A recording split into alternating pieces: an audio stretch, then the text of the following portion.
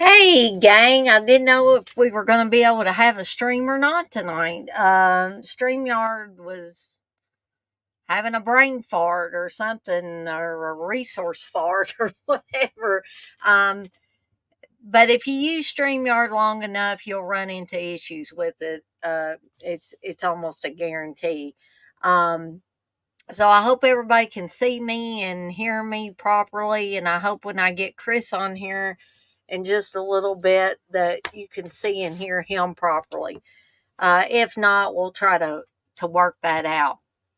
So I'm going to check something real quick and just make sure that it's not my internet having an issue, because it was also giving me a message telling me that I was recording too much, and I was like, what in the heck? I'm out of recording space, so I can't even record these things anyway, so I don't know what it was talking about. Um, but anyway, I don't even know if anybody's in here just yet. I'm showing three in here, and one of those people might be Chris. Um, but um, I will tell you, I picked the movies for the Terror Time Tea tomorrow. I will be talking about Crawl Space with Klaus Kinski and Death Screams, aka House of Death. So, and I will be having rose tea tomorrow. Uh, I haven't gotten a chance to try out my rose tea yet. You guys may not be able to hear me. I didn't even pull my microphone over. Um, But speaking of teas, the teas will soon be on the Deadites on Deck uh, shop for you to purchase for $15 a piece plus shipping. I've got to work out all the shipping costs and all that stuff. Um, let's see if there's a. Oh, just a little heads up that Candace and I will not be doing a Friday Foolish tomorrow, so you will not see our smiling faces at 1 p.m. Eastern Time. However, we are planning on having a show Sunday at 1 p.m. Eastern Time to make up for this Friday's show. Hey, Russell. So I see Chris is back, so I'm going to go ahead and add him. Hey, Chris. Hey, Dana, how's it going? Good, but I didn't know if we were going to be able to have a stream or not tonight. Having some technical difficulties, huh? Yeah, StreamYard was acting up. It said there was unusually high traffic and they were trying to fix the issue. Maybe everybody decided they wanted to stream tonight. Mm. Um, so I heard, you and Candace decided you're going to do that on Sunday. Is that right? Mm-hmm. Okay. Yeah, Um, that's the plan, I guess, unless anything changes with one of it. yeah. So like anybody that follows us at Death by Zero podcast, unfortunately, our episodes are not going to be able to be put up by tomorrow. We're going to try to get those recorded on Sunday and up by Monday. Candace just wasn't feeling well today. She just had a lot going on with her, and she just said that she just really didn't, have the energy to record our episodes tonight. So, and we're going to be gone tomorrow to Evansville, Indiana, for Noah's first concert, Judas Priest, and he's excited about that. And I bet he is. And she said it would probably be better if we just did that anyway and released those episodes on Monday, because that way she can get some good rest tonight and stuff. Because we got to get up and leave out early tomorrow. Right. Yeah, sorry for anybody that follows us and was looking forward to those episodes debuting tomorrow. But we're going to try to have them up on Monday at the latest. Okay. Well, that all sounds good, and I'm sure people understand, Chris. I mean, I've had to cancel things or rearrange things just because I'm not feeling well or whatever. We don't do this stuff for a living, Dana, and life happens. Yes, it does. We would like to do this for a living. Yeah, I most certainly would. But yeah, let me say that I would love to be able to just sit, and not do my aggravating job that I've done for the past 5 years and just do something that I love with YouTube and make money that way. But Yeah. it's not that easy for everybody, unfortunately. No, unfortunately not. And there's only a small percentage of the YouTube community that can even come close to making a living on Yeah. here. And So, there's this one guy that I follow on YouTube, and his name is Brandon. I always forget his last name, but he just puts out some kind of really funny content, and he mhm, doesn't really have like one theme. He kind of talks about everything, but he did. I seen a video he put out where, like, I guess policies have changed with YouTube, and like if your videos are not marked not for kids, mhm. then they legally can like sue you for, like, YouTube can sue you. Oh, wow. I'm glad I mark all my stuff not for kids. So like if there's anything that's like not that's marked like for kids, but he's got like adult humor in his videos and stuff like, and he's got like I think over like 600 videos or something. And he said that he was going to have to go through and like either get rid of those videos or just go through each one and just mark Mhm. not for kids. So that's tough. Yeah. Suing somebody over it is a little rough, I think. I Yeah, mean, unless somebody's just, getting naked on there or, some kind of sexual activity going on, then that would be wrong. But yeah, because he said something like they could the minimum amount or something they could sue you for each video was like over $12,000 or something, which he may have, knowing his humor, he may have been exaggerating that, but so I really not for sure if that's accurate, like right. amount. So Blissful's in here and Russell's in here, TJ's in here. Just don't want to miss anybody here. TJ says the Boogens was Wendy from prom night and Nathan Grantham from Creep Show. You are correct on that, TJ. Um, let's see. Russell says the Brood is a Canadian classic like us. The Brood is definitely a Canadian classic and a classic just in general in my eyes. And that Cronenberg did the Brood, right? Yep, he That's sure what I did. was thinking because I was like, whenever I think of Canadian horror, I automatically think of David Cronenberg. Yeah. Yeah, he's one of the top guys, or I always considered him one of the top Canadian filmmakers. I mean, there's others, but he's the one that comes to the forefront of my mind. Yeah, just same here because I mean, like when I was born, like do you ever look at one of those websites where it tells you like the what was the number one movie on the date of your birth? And Yeah. mine was actually Cronenberg's The Fly. Uh, Oh, interesting. so yeah, and I love that's probably my favorite Cronenberg movie too. I don't know. It's changeable with me on what my favorite one is. I love so many of Cronenberg's films, but I do really like The Fly, and I think The Fly is a fantastic remake.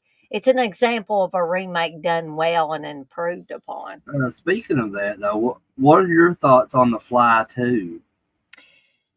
I don't think it's horrible, and I think Eric Stoltz does a good job in it and everything.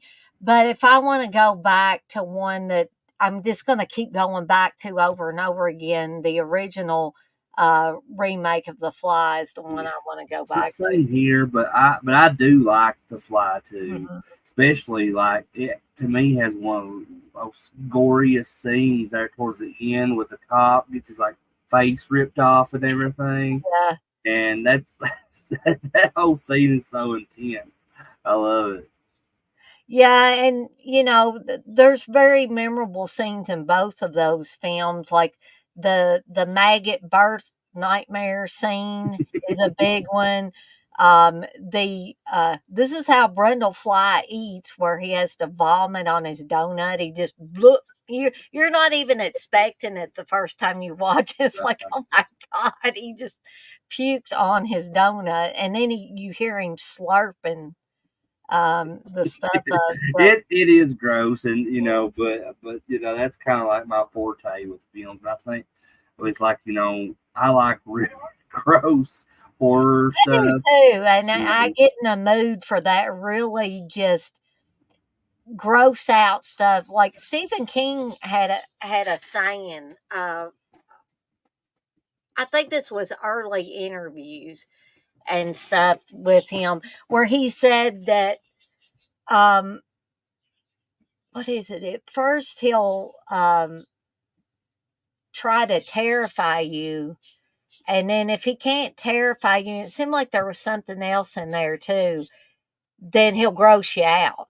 That's the last resort, you know. If you can't do the other things, just gross somebody out. there is like some stuff that goes a little too far for me though. Mhm. Sometimes, like one for example, and I only watched it once, and I said I have no interest in ever watching that movie again. Is the Human Centipede? Uh, Yeah, I watched the Human Centipede one time, and I'm like, I don't know what the attraction is of this yeah, movie. I just wasn't. It just wasn't my. You know, it wasn't something that I really would watch again or even like at all. I mean, I don't even really care after finishing it. I don't care for it. I would never go back and watch it again. To me, that's not a horror movie. And it's not even really a gore movie. I just think it's stupid. It's just, I mean, I put it in that horror, like the torture horror stuff, like Hostel and all that. It's, I, I don't know. I can't decide which one is more extreme, like Human Yeah. Centipede or Hostel. I mean, they're both pretty extreme, and like that's like the only really extreme horror films I like are like the Japanese horror films. Uh, Yeah, exactly. Yeah. and like E.T. the Killer, like I watched that like a long time ago when I was in high school, and I remember when they came out with like that special edition DVD at Best Buy where you could it was like the Blood Pack, like E.T. the Killer DVD, and one of my friends like got it like on a trip to Lexington to Best Buy, and he's like, "You gotta watch this movie. It's awesome. It's nothing like I've ever seen." And like, so a bunch of us in high school got like obsessed with that movie for a short time. That and like other Japanese horror, like Battle Royale and stuff like that. Yeah. I love Battle Royale, and I watched Audition more Mm-hmm. recently.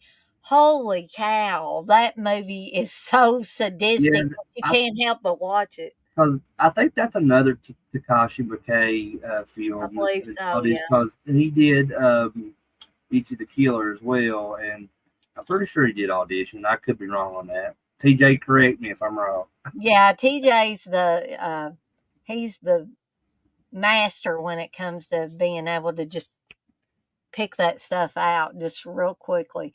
Um, TJ says 100,000 followers usually is enough to make a living on YouTube or maybe supplement income if you're lucky. Yeah, that's the key if you're lucky.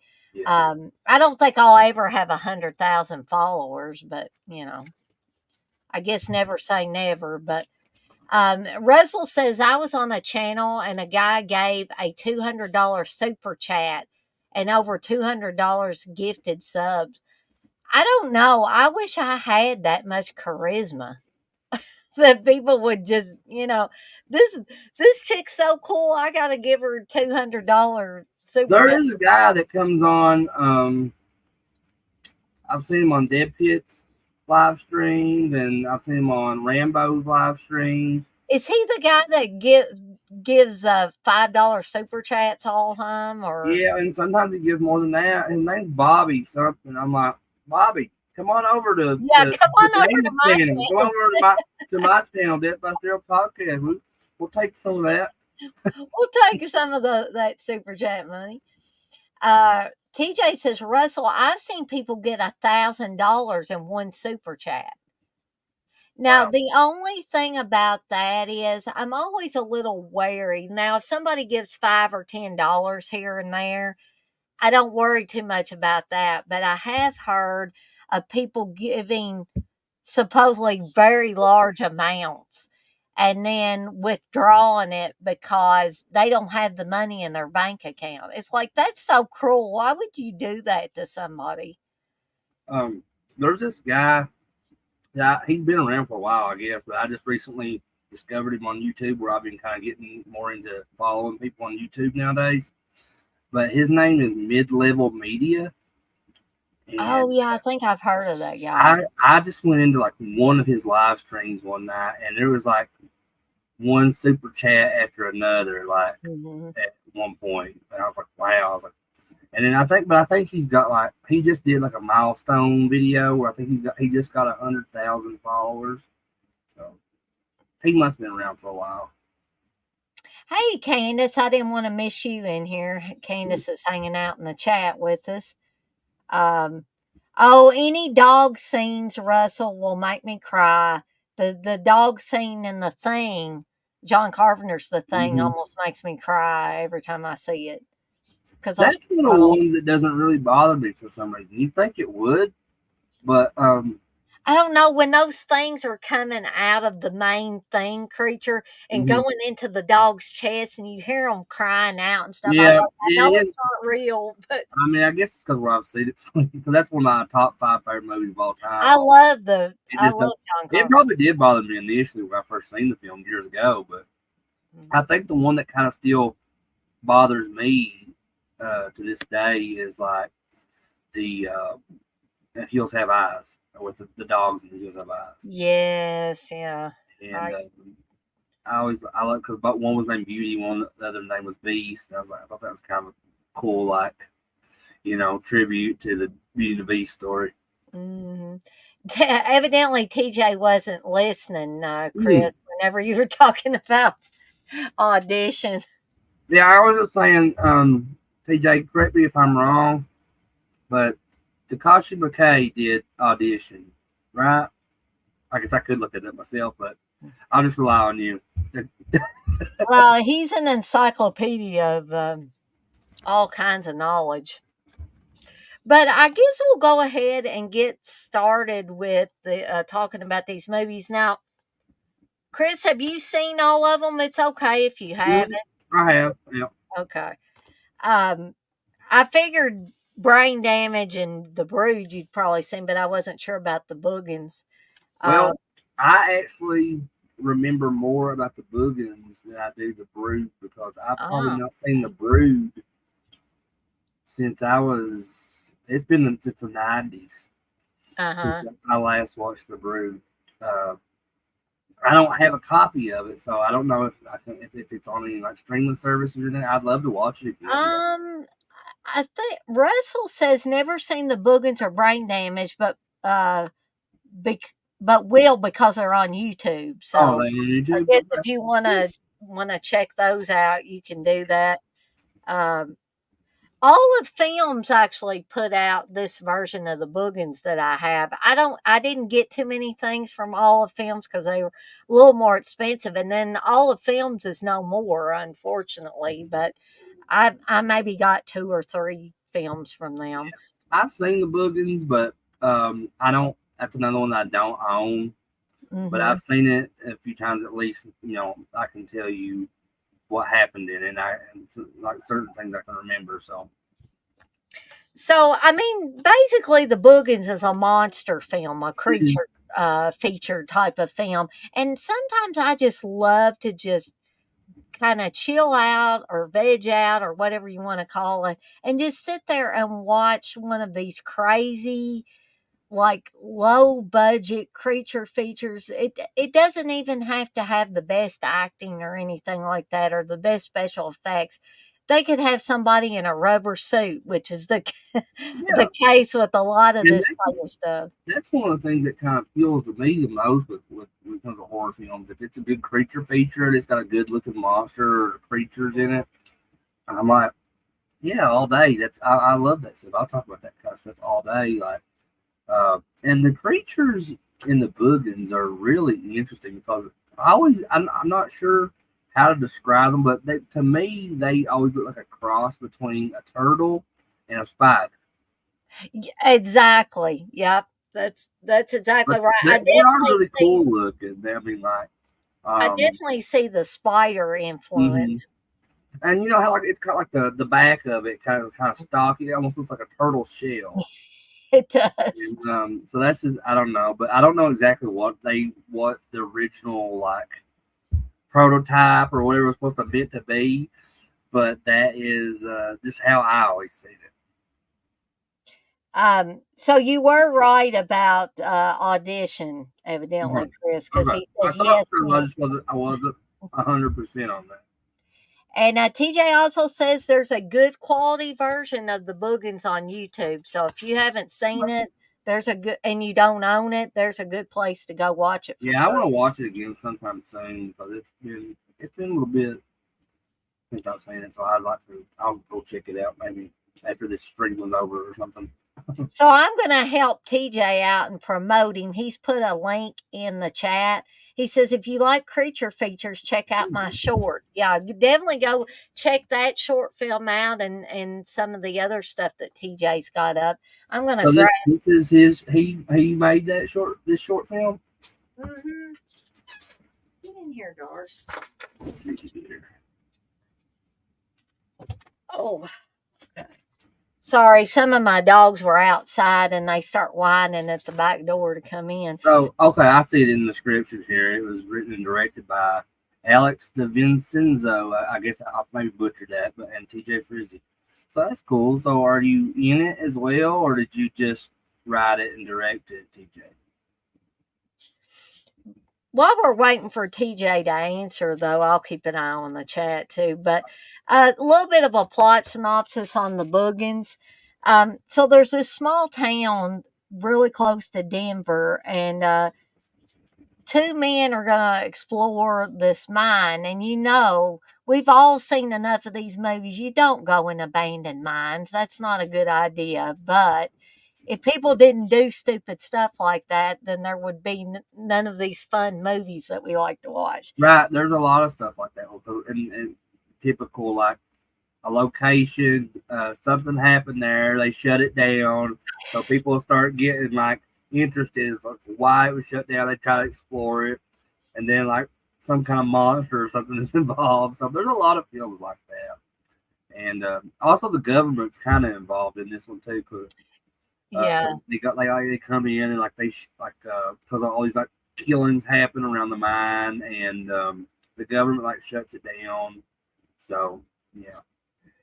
So one of the guys turns up missing. So his friends all get together and they're like, well, we got to figure out what happened to him, right? But that leads them down a path that they shouldn't have been, and they run afoul of these creatures, the the Boogens, or in the Boogens, or whatever you want to call it. That's Uh, just what I called them. I called the creatures call Boogens. them the Boogens. That's what I always thought, that's what they were. It was like just kind of a generic term to cover these creatures. Um, TJ says, no, I'm not in it. My producer vetoed that. Huh? Why? I think, TJ, weren't you in at least one of those short films? I thought you were. Like he was being interrogated or something. I can't remember which one that one was now. But so apparently these Boogans, these creatures, come out of this, or they've been kind of hiding out in this old mine, and that's why you should never go in abandoned mines. So don't do that in real life because you might run into some real creatures that you don't want Um, to. the mining like jobs are still a thing in my area, Hmm. and that's a lot of people around here like take pride in that kind of work. But like that's something I would always be. I think I would be scared to do. Is Hmm. work in I the mine. don't think I could do anything like that, even if they let women in the mine, which, just like on My Bloody Valentine, I don't think women were allowed in mines. Because my uncle, he was a miner, and he had some kind of equipment fall on his hand, and they had to like cut off his thumb on his like working hands. Oh. Um, and yeah, so it's a very dangerous, very scary job, but you know, somebody's got to do it, I guess. Yeah, but I'm so claustrophobic. I don't even Yeah. know if I could go in a cave or anything like that for any length of time. I'm not like super claustrophobic, but if I start getting in a situation where like I feel like I'm stuck, I will start panicking. Mhm. Yeah, exactly. Or if it gets real narrow Hmm. and Yeah, it's like my mom and dad, we went to this place. I can't remember what state it was in. I want to say Tennessee, but it was called uh, Ruby Falls. mhm. And they have like you go into these caves and stuff, and there's like certain portions of those caves you go through, and they're very narrow to where you can like just barely get through, and the cave walls will start kind of like pressing up against you, and Ugh. Oh, no. I and couldn't do it. yeah, it's scary. Like even when I was a kid, when we would go, like it was still like it was terrifying to me. Even though I could fit through there, because when I was a little kid, I looked like a little Ethiopian kid or something. I was so anorexic looking, Oh, so I could probably fit through anything. But did you not eat good? Were you like my brother? well, here's the thing about that. I don't know if Candace has ever told you before, but I couldn't breathe properly until I was like 12 or 13 years My old, and I had my adenoids taken out. I had that surgery because so I my couldn't brother had to take have I his couldn't taken out. smell or anything properly. So whenever I had my adenoids removed, um, I ate like all kinds of stuff that I never ate before because like all my senses were messed up. My taste, my smell. But after the surgery, it was like a whole new world. Yeah, everything probably tasted good then Yep. after. So that's why I guess I was like that as a kid, real little, Mhm. because I just like nothing would I could smell it really good, so it didn't like appeal to me. Oh, that smells good. I want to try that. So Right. no, I think like I ate McDonald's and I ate like Lunchables, and that was it probably in my Mhm. childhood. Now my brother, he had to have his tonsils and adenoids both removed Yeah, when he was that's a what they kid. did at the same time. They did my tonsils and Yep. my adenoids at the same time. And I'm just wondering if that's part of the reason why he was so skinny as a kid. Maybe he had the same issue that Yeah, you did. maybe. I mean, that's the only thing I can make sense out of it is the why that was. But yeah, So essentially, there's not a whole lot we can say about the Boogens. If you want to jump in here and bring up any parts that really stood out for you, Chris, you feel free to do so. But well, really, the ending is like probably the best part of the whole right, film. Um, and there's so many. That's another kind of thing that is in a lot of horror films. Is like it always ends up there's a group of people that are isolated in a very dangerous location, and they're right, either surrounded by like some like unstoppable force or like some creatures or whatever. And but that's a formula that works. I it mean, so I does. mean, if it works, why question it? Why even if you've seen that same type of situation multiple times, if it works and people like it, I mean, have at it. But yeah, the whole ending when they're in there and like they're starting to be surrounded by all the Boogens and like I yeah, I think that's one of the best parts of the movie. And I agree with that too. It's sort of like I don't know how many of y'all have seen Kingdom of the Spiders with William Shatner, Ooh, William, but it's kind of reminiscent it is. of that because and if you haven't seen Kingdom of the Spiders, you might want to step away because I'm kind of going to give the no, I'm not kind of going to. I'm going to give away the ending. And this ending, even though it's done with obvious miniatures and stuff, Hmm. it still creeped me out the first time I saw that ending because spiders creep me out anyway. That's one pet I will not have is any kind of tarantulas or anything like that. I'll have snakes and lizards and all that I've stuff. never had any kind of spiders as pets, but I always did want a rose hair tarantula. I used to aggravate my mom to death. I wanted one for the pet so bad, but and Candace is the opposite of that. She hates spiders. They I don't. can't stand them. They They don't really bother me. But the one thing that Candace doesn't mind is pet snakes, and that's something I absolutely do not do is snakes.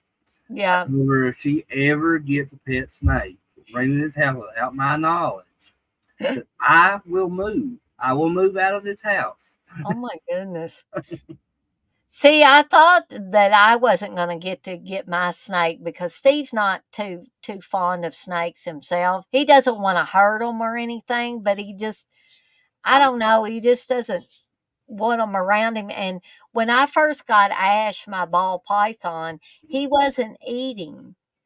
And so we took him to an exotic vet, and they said that he had not a severe, but he had a slight respiratory infection. Yeah. And they gave me some medicine, but the medicine had to be injected under his scales. Mm. And so I had to do that like every day, I think for about a week. But I had to have somebody hold Ash so that I could stick that needle underneath his scales and inject him. Now, he didn't try to bite or anything. He just mainly was trying to crawl away, you know. He was like, "Ooh wee, I'm outside of my enclosure. I'm just going to go, crawling somewhere." But I said, "Steve, I said, I really need you to hold on to him while I put this medicine in him." And Steve was like, "Oh, do I have to?" I said, "Well, I got to have somebody to do it." And he said, "Well, hurry up when you're doing." He's like, "Hurry up, Dana, hurry up. He's starting to move, Dana, hurry up." And I was like, "He ain't going to hurt you." Um, but I have been like struck by him a couple of times, and it was through it was my own fault, and it wasn't a malicious strike. He Mm-hmm. wasn't trying to hurt me. He thought I was food. So the last time that happened, he latched onto my hand right about here and then started constricting Oh, around my hand. I was like, I would "Oh be crap." panicked. And I was like, "Ash, Ash, you gotta let go of my hand." And I finally just had to prise him off of my hand. And when I got his fangs out of my hand, there was blood just streaming down my hand. I said, "Well, we're not Whoa. gonna do that no more." Can't do it, Dana. Can't do it. I'm telling you, you'd handled that better than I would have because I'm telling you, if they start constricting around my arm, I've been like, that's it. That's calling it a day. I said, Lord, take me right now because I ain't even trying. Now, my mom, she would die. She would just, if it got on her, she would die, I think. I can't. So, I just can't do snakes. I'm like Indiana Jones. I can't. I don't like snakes. Russell says, "Love Kingdom of the Spiders. Had two big tarantulas years ago. The female bit us and our fingers swelled up." Ooh, ooh, no. But yeah, this is like you. That's a really good comparison, Dana. I didn't even think about that because I love Kingdom of the Spiders, Hmm. and yeah, it's a lot like this in a way. I mean, like I said, the creatures, the Boogens in this are like spiders, or like Hmm. turtle like Exactly. spiders. But, And when we were talking about, that's the first thing I thought of was the people were trapped inside that resort, that lodge or whatever in Kingdom of the Spiders. And then, things got really quiet and there weren't spiders falling out of the ceiling or coming down the chimney or whatever to get after them. And so that final shot is so chilling because you see William Shatner's character peeling the wood beams that they had put across the window, mhm. and he looks out and there's just horror on his face. And then you see what they're seeing, and it's the whole town is covered in a gigantic spider web. Right. The whole entire town. And I know some people say, well, it's hokey because they did it with miniatures. Well, how else are they going to do something I like mean, that was miniatures is what Ray Harryhausen yeah, built his whole career on. he And certainly I mean, look at how many people he inspired to follow suit with that. Sam Raimi being one of them, because yeah. all the skeletons and stuff that you see in Army of Darkness and all that's straight, a play out of Ray Harryhausen's playbook. And Mhm. I love that. That was one of another reason why I was going to go to Wonderfest this year, because his daughter is going to be there, and then like the guy that's like his curator for like the Ray Harryhausen Museum, so they're going to have like a lot of like different stuff on display from like his films there. So yeah, I'd like to see that, but I'm sure there'll be like pictures and stuff online of that. Oh yeah, but I mean, I know how you feel about, you would really like to be there. I understand that. yeah, because as far as Ray Harryhausen is concerned, like Jason and the Argonauts and like Clash of the Titans are probably like top tier of his stuff. And like what was it? Voyage of Sinbad was another one. Like I really Yeah. like his stuff because he was kind of the one that got so many people interested in doing like the miniatures and like Mhm. and I guess it kind of developed into like claymation and stop motion and all that. So yeah, that's another topic for another time. Russell, I have not seen Lava Lantula. I may be mispronouncing that. Oh, it's Lava Lantula. Oh, Lava Lantula. Okay. Yeah, okay. No, I have not seen that. But So I've not even heard of it, but I'm imagining like it's just about a giant tarantula made of lava. that's what it Is that sounds anywhere like. near it? Steve Gutenberg and Michael Winslow and Leslie Easterbrook. Yeah, it does sound like a police academy reunion there. Yeah. Um, Um, Dana, have you ever went on the TV before and just went to the search bar and put in clown? I have not done that. No. Well, I did that when you and Candace was preparing for that Friday Foolish where you talked about killer clowns. I went on the Tubi and I just typed in clown, Mhm. and there's an ungodly amount of clown based horror films on Tubi. All right. Well, Maybe I need to go on there and check that stuff I out. mean, I was like, oh my gosh, like majority of these I've never even heard of, didn't know existed. Like Mhm. they did that movie Sharknado.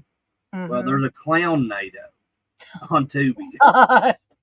And I'm kind of intrigued. I kind of Yeah. want to watch it to see what it is. I mean, I know it'll probably be terrible, but I'm intrigued too, though.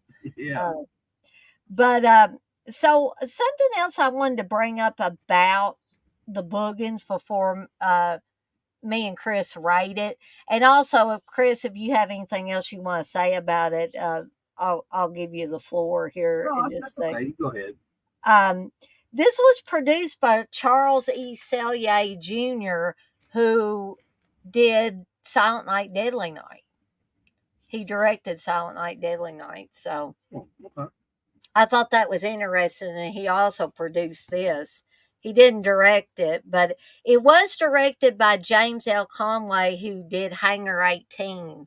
In case anybody's seen Hangar 18, I have not seen that. I'd like to, because it kind of intrigued me too. Um, Russell says Chris saw Jason the Argonauts in the cinema Oh when I my was a child. God, I would love that, like that or a drive-in. Seeing Oh, that movie, that'd be so awesome. um, Dirk's got some interesting information. Hey, Dirk, by the way, he says, "Hey, now the term the Boogens came from the coal miners when they started seeing shit from being down there too long. He's got a bad case of the Boogens." He's right about that. I have heard that. I just forgot to mention that. But yeah, I've heard a lot of people in our area definitely that are coal miners and stuff. I've heard them use that term a lot. So I'm going to go ahead and give my rating for this. And Yes, yet again I don't have my halves here. I'm actually going to give this thing a 3.5. Because I don't know, I just find it fun Yeah, and it's different. maybe kind of silly, but it's also different. It's got cool creatures in it, and But that's how a lot of creature features are. There's always some kind of silliness involved. I yeah, mean, exactly. especially it's just a lot of the time, like especially during the time this film came out. You know, I don't think a lot of filmmakers were worried about having a serious film. Like they Hmm. just wanted to have something fun, like something to go watch at the drive-in or the theater or something. Because during this time, there were like horror films and sci-fi films and creature features in general were coming out all the time. Like almost every weekend, something new was coming out. Right. And but they just were also. I think it could have been that they weren't worried about making a serious film, but they also could have just been like, well, this is kind of the cash cow right now. Let's jump in and try to get some success. And sometimes they would have success, sometimes they wouldn't. But regardless, there's always going to be that certain fan base. Me, you, and whoever else included that loves those types of films, regardless, and we accept the silliness that's involved. Right, exactly. And this is another movie that it's a popcorn movie. It's what I would refer to as a popcorn Yeah, movie. It's the oh, yeah, type of movie where you sit down with either your significant other or a bunch of friends and you get your big thing of popcorn. And you don't have to be at the movies, just do this in your living room or your basement or wherever you watch movies generally, or your movie room. I know some people have a specific room. They're lucky enough that they can have a specific room that is their movie room, and that's all they do in there is watch movies, and they have, collectibles in there, horror collectibles or whatever. And TJ says the Kindred and Boogens makes a great double feature, and I agree with that as well, TJ. Because Dirt says he agreed. I Mm, definitely do as well. I think also another good double feature with Boogens would be Chud. Um, yeah. because like the way the creatures look, like their eyes are big, huge, round eyes in the Boogens, and it kind of reminds me of like the Chud eyes as well. So yeah, I think that there's a lot of stuff that you can kind of put in a double feature with the Boogans, but yeah, Oh, it's yeah. There's uh, the Deadly Spawn. I could see oh you my gosh, I pairing haven't that seen that with in a it. long time. I love Deadly Dude, Spawn. yeah, I haven't thought about that movie. I haven't Mm. seen it either in a long time. That's a good one. Trying to think of some other ones. Um, there's just so many like really you could like, and they don't even have to be like kind of similar. Mm. Like in like the way the layout of the movie is. They could just be like another creature feature like Basket Case. I think Basket Case Yep, would be a good one. exactly. Another one I just thought of was Without Warning with the meat pizzas. That's what Mm-hmm. Steve always calls them, the meat pizzas. That's a fun one too. It's kind of silly again, but like Chris says, that's all part of the charm of these types of things. Exactly. So yeah, you could pair this with any number of other creature type or alien type of films. There's that film, the Bean, as well. You could probably pair this movie with the Bean as well. Mm-hmm. Um, yeah, it's making me want to just have a creature feature night or something and Oh, just I mean, watch I it. just love even if I'm not just watching the film. Like a lot of the time, I'm at work. I'll have like a notebook in front of me, and I'll just Mhm. like write down a bunch of movies like that. I think would work together. Like, because I am currently trying to work on my own solo channel for YouTube, and Right. I've been writing down a lot of ideas of like shows like I would like to do and stuff I would like to cover, and how I could like mix and match movies together like that. So I'm Mhm. really glad you all brought that up. I think TJ's the one really that brought it up about the double feature stuff. But so yeah, it's that's always fun to do because it's kind of reminds you of your own little personal drive-in experience. Exactly. That's exactly it. Mhm, And exactly, I love that. And it's got me thinking that I would like to.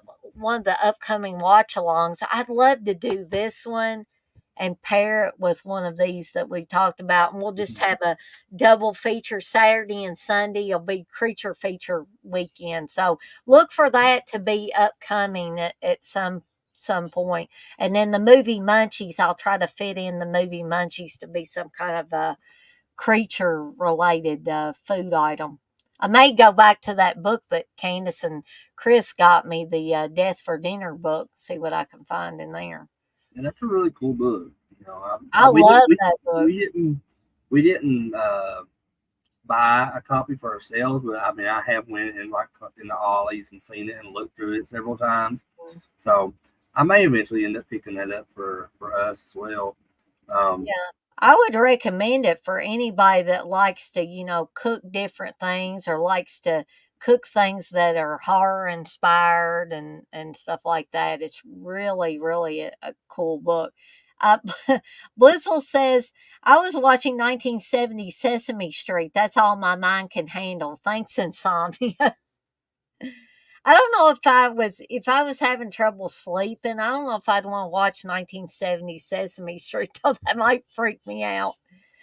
Um, I love I don't Sesame know. Street. I love all I, Jim I Henson do stuff. love I do love Sesame Street. Probably Mister Rogers' Neighborhood when they went to the land of make believe with Lady Elaine and stuff. That would probably freak King Friday and Daniel Tiger and me out. yeah, all that bunch. I love Mr. Lady Elaine freaked me out more than any of them. She was definitely the creepiest puppet in Land of Make Believe. But I love Mr. Rogers. I mean, he was that's a whole topic I can get into as well because it was pretty much because of him that public television, public broadcast television, exists because Yes. he went to battle for that stuff and yeah. He was very inspirational for me growing up, along with him and Jim Henson and Yeah. people like that. But I guess I'll go ahead and give my rating of the Okay. movie. Yeah. I would agree with you. I would say 3.5 as well. Um, Okay. what, Just imagine a half there, folks. I'm going to have these halves at some point. It's but not that hard to do. It's just my brain has been on all kinds of different things. I came up with a new tea idea. I told Steve, I said, I'm going to be making Howling Wolf watermelon tea, and it's going to have a werewolf on the container. I just want to say, Dirk said Mr. Rogers would get canceled today. I don't see how he could, man. Like that was like the most wholesome shit ever was Mr. Rogers. And he was breaking down barriers and everything. Like there was that episode where he had like I think the African American guy was a mailman or something. He came and like they're sitting Hmm. together like in this little like with their feet in this kiddie pool and they're just kind of like because at that during that time a lot of people were had racist like views unfortunately and African Americans were just kind of put on the back burner and that's why they were always kind of like exploited in films and stuff and looking back at that, so that really sucks. But it is a part of history, unfortunately. But yeah, I just Mr. Rogers was my jam, man. Dirk says the whole boy girl episode. I'm not. I I'm can't not I'm remember not the boy familiar. girl episode. I'd have to go back and look. I'm not sure. I'm Did not he was he talking about the differences between boys and girls or something? I don't know. I don't know. I mean, like there's. I mean, his show was on the air for a year, like almost over 2 decades. I'm pretty sure. It maybe if not more than that. But so there's probably a lot of stuff that I haven't seen as well. Mhm. So But yeah, Dark also says the Boogens is a fun one. He gives it a 6 out of 10.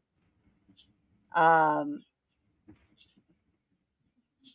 let's see. Dirk says, yeah, Chud as well. Oh, Dirk brings up another good pairing. Funeral Home. He said Funeral Home wasn't a bad double feature with the Boogans for me. I think, even though the Funeral Home is not It doesn't have anything to do with creatures. I think the atmosphere of funeral home and the atmosphere of the Boogens um, are similar. The way they're shot and stuff like that is very, very similar. So that's a good point to bring up, Dirk. I've never seen Funeral Home. There's a lot of films that that sound interesting to me that you guys have brought up over the past few shows that I've done with you and Dippy or whoever. But like, I need to get on the ball, Dana. I mean, I need to get watch some of these films that I haven't seen. Like, I've been aware of Funeral Home for Funeral Home's several a years. fun little creepy film, but it's another one that I don't think Steve ever wants to watch again. I think we did a commentary for it a while back, and he was like, "I don't know about this movie." But I did watch a movie recently that had been on my radar for years and years, and I finally sit down and watched it. That was Grandmother's House, and I actually liked that one pretty good. I mean, for what it was, it kind of reminded me of like, well, I mean, I guess this kind of this may have been the catalyst for it. But have you ever seen that found footage horror film called The Visit? Um, I, I'm not So sure it's if I've basically seen it's that where one. these two kids they go to stay for like the summer or whatever. Oh, that's right. I don't think I have seen it, but I know which one you're talking about Yeah. now. So some of the stuff in Grandmother's House kind of like was reminded me of like The Visit because I had seen The Visit before I seen Grandmother's House. But like there's some stuff in there it kind of reminded me of that because I mean especially with like the grandparents involved and everything. But but yeah, I mean if you've never seen Grandmother's House, check that one. I think it's on Tubi, so yeah, you can watch it for free. Yeah, well, we love Tubi around here, I tell Tubi is you. like the best streaming platform for horror films, like It bar is. none. I mean, because there's so much stuff on there, and I still don't fully understand the whole like how they do that, how that works, where they can have so much stuff on there just for free. Uh, Yeah, I don't and know either. the whole ad stuff, I guess, plays into that, but I don't know. That's why I'm not in that business, folks. I don't understand it. Well, I wouldn't be able to do it even if I wanted to, because people like us regular Janes and Joes wouldn't get away with doing that, would we? But going back to the book, like I said, I already gave my rating. I agree with you, 3.5, and it's like it's just so fun. It's like really like, and I have a lot of fun with a lot of creature features like that. There's that I don't really have an issue with. There's no really any kind of creature feature that I've watched where I've sit and I'm like, I hate this. I have no interest in watching this again. But Right. because if the creature in it looks cool and it's like it's got a bit of silliness to it, that's what kind of draws me in personally. Uh, Right, exactly. and then also I wanted to mention one other thing about because you brought up King of the Spiders. Uh, Uh-huh. William Shatner. I mean, like when people think of William Shatner, most people will immediately think Star Trek. Uh, Uh-huh. but I felt like he did so well in the horror and sci-fi genres. With King of the Spiders, Devil's Reign, his episodes from Twilight Zone, um, like all that stuff. I would choose it any day of the week Right. over like Star Trek, which I do like the original Star Trek series, um, but still, like I'm not like a huge fan of Star Trek or anything overall. You're not a Trekkie then, right? No, no, never. I mean, like I said, I do enjoy like the original series and some of the next generation series, but that's about it. Cause like there's, people say that there's a lot of Star Wars content out there, Mhm. but are you do you realize how much Star Trek content is out there? How Oh my many just different shows, all the movies, and just like, oh my god, I couldn't. Like, there's too much. Like, if I wanted to start now, it would take me forever to get through it all. Well, I'm gonna have to step away for just 1 second. Chris, did you want to start talking about brain damage, or did you just want to talk about something random till I I'll get just, back? just while you're gone, I can just talk about something random, and then we'll Okay. get into. I'll let you start that off. All right. So I'm going to remove myself for a sec. I'll be back.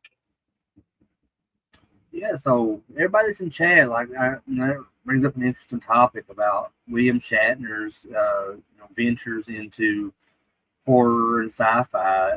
Does anybody have a favorite one of those stuff? Mine is probably the Twilight Zone episodes that he did, and that may just be being biased because um, the original Twilight Zone is my favorite TV show of all time. Um, and I think that was kind of like the catalyst for my interest in all anthology stuff. Creep Show, Tales from the Dark Side, stuff like that. That's I love anything like with like anthology where we can it kind of shortens the story and not just and outside of horror too, like Amazing Stories. Amazing Stories is a great show and it has a lot of horror themed episodes, but then there's other ones like there was an episode of Amazing Stories that Joe Dante did, and I can't remember what it start. That there's this creature, and it starts with a G, and it's this huge like creature. It looks like it's like a Muppet or something. It's like living in this house, and if someone knows the name of that, put that in the chat. But yeah, Amazing Stories is a great show if you never watched that. But I think, like I said, Twilight Zone was the one that really kind of got me into that whole interest of uh, like horror and sci-fi collaboration type stuff.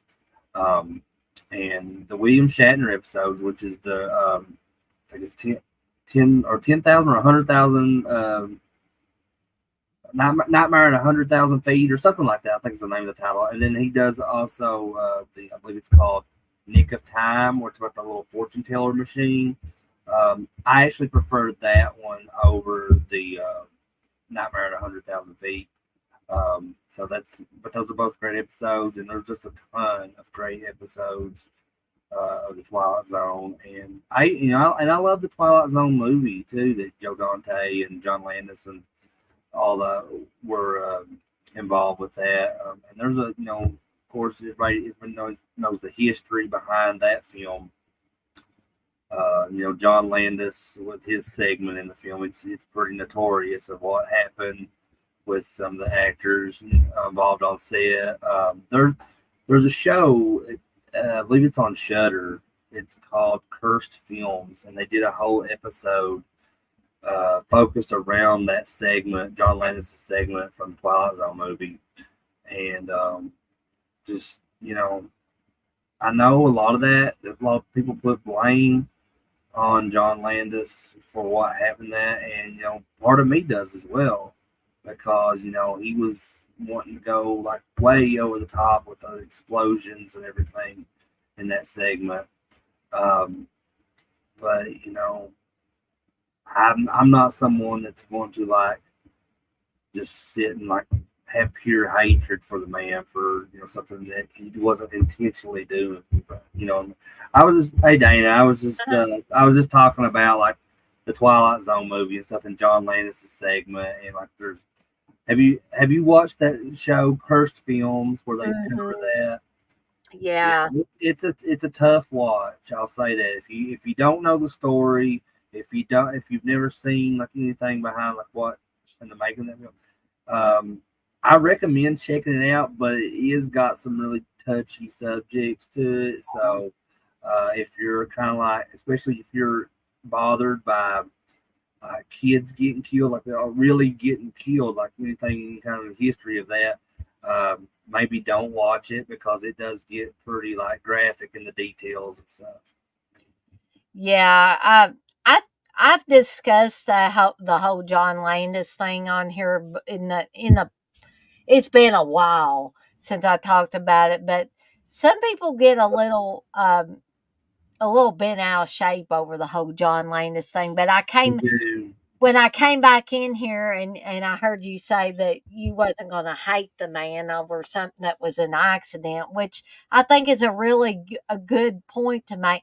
Perhaps there weren't safeguards in place, but some people think John Landis went too far, that he shouldn't have ever had Vic Morrow and those kids. Mm-hmm. that close to a helicopter being that low.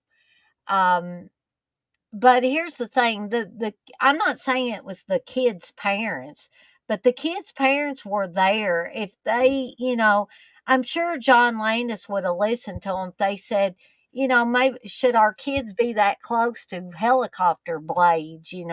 Well, depending on how you look at it, I mean, there's a lot of people at fault for what happened. I mean, you can't Yeah, just blame one single person. yeah. Um, And I think poor John Landis got the brunt of the yeah, blame which for this. and a lot of people put on just because the conditions, and they weren't supposed to be having those kids work at like 4 in the morning and stuff because it was Right. against like child labor laws and all that. But you know, it's just something I don't think people should like dwell on that weren't involved. I mean, anybody that should be dwelled on is people that were involved. And I'm sure that's really done a number on John Landis. The guilt that he feels for all that stuff. I saw a long time ago. I don't know if they had any of this footage on the Curse Films show. I can't recall. But I remember a long time ago watching some courtroom footage of them Yeah, questioning John Landis, and John Landis broke down on the stand. He was crying. yeah, that's in that Curse Films Okay. episode. They have that footage. So, I mean, the man has remorse. I mean, I agree with Chris that a lot of people were to blame for what happened to Yeah, Vic it Morrow and wasn't those just one children. person. There was several people that could be put at fault for that. I mean, I'm not going to sit and like name like, well, this person's to blame. This person. I mean, that's just that's for them, the people that were involved, that to live with and to deal with. And that's honestly just none of my business. Mhm. Because all I am just a fan, and I'm just seeing the story from the outside. And you know, maybe I'm being biased. I don't know because I love John Lance's work. American Werewolf in London, Blues Brothers. Animal. Yeah, think of his body of work and one very tragic. I'm not trying to make it small potatoes. It was very tragic. Yeah, Um, they basically were decapitated during that accident. And so it's horrific, it's tragic, and yeah, people should be upset over it. But when you look at John Landis and you look at his whole body of work, I don't think that you should focus on that one horrible thing that happened in his career because Animal House, Blues Brothers, like Chris said, American Werewolf in London, which is one of my all time favorite werewolf films. Heck, maybe even one of my all time favorite films. I love that movie. it would if you could get other people on Dana for it, that would make a really good episode of Apples and Oranges. It certainly would. Like that whole topic because a lot of people have different opinions. I'm always interested in, and I'm not going to get mad if somebody disagrees with me. I'm Oh, I'm, no, I'm no. interested in hearing other people's perspectives on that type of stuff. Yeah. So, yeah, that might be a really good idea for the next apples and oranges, Chris. Yeah, because Um, it's a big because topic. there's strong opinions on both sides of that. And, I think the apples and oranges show would be a good place for everybody that wants to come on and wants to talk about how they feel Mhm. about that in and we can also talk about John Landis's entire film career Yeah, I as mean, also well. another one I didn't think of. He did Michael Jackson's Thriller, He um, did. He which is mo- probably the biggest like music video of the '80s. yeah. And have you ever seen? There's these photos of after they shot Thriller of John Landis and Michael Jackson on this roller coaster. Have you ever seen that I that don't know photo? if I've seen those. So like yeah, like Mike after they shot Thriller, Michael Jackson just decided he was going to take John Landis and all the crew from the Thriller video to this amusement park, and they were all like all on this roller coaster, just riding it together. It's really cool looking.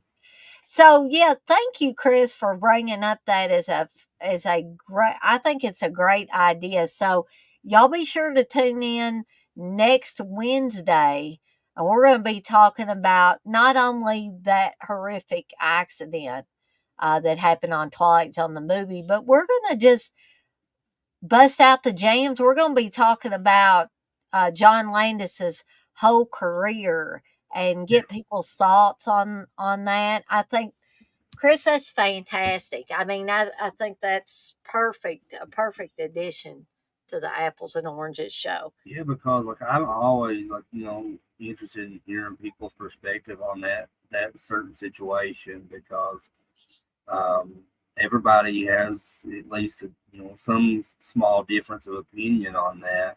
I know a lot of people I've talked to that absolutely hate John Landis Yeah. because of that, and that's fine. That's I'm not want to try to force them to agree with me in any way. I mean, because that's just how life goes. You can't force your opinions on somebody and be like, you got to believe this. You got to believe what I believe, Mm, or we're not going to work out as friends. No, right. that's that. If you act like that, you don't deserve friends. I don't understand that mentality that some people have that I can't be friends with you because you feel, it's like And I know people like that. we're talking about movies and books and things like that. It's not, it's not a life or death type of thing. I mean, it was life or death in that movie, because of that accident. But our opinions on things, it's not life or death. Uh, So, there's. Unfortunately, I did grow up knowing some people like that from when I was in Mm, school, and it's part of the reason why we're not friends anymore. But I mean, it was I never wanted it to end like that. It's just that I like I said I know people that like because I didn't agree with them on whatever it was, they just they didn't want anything to do with me anymore because I I've they were known so people wrapped like. up.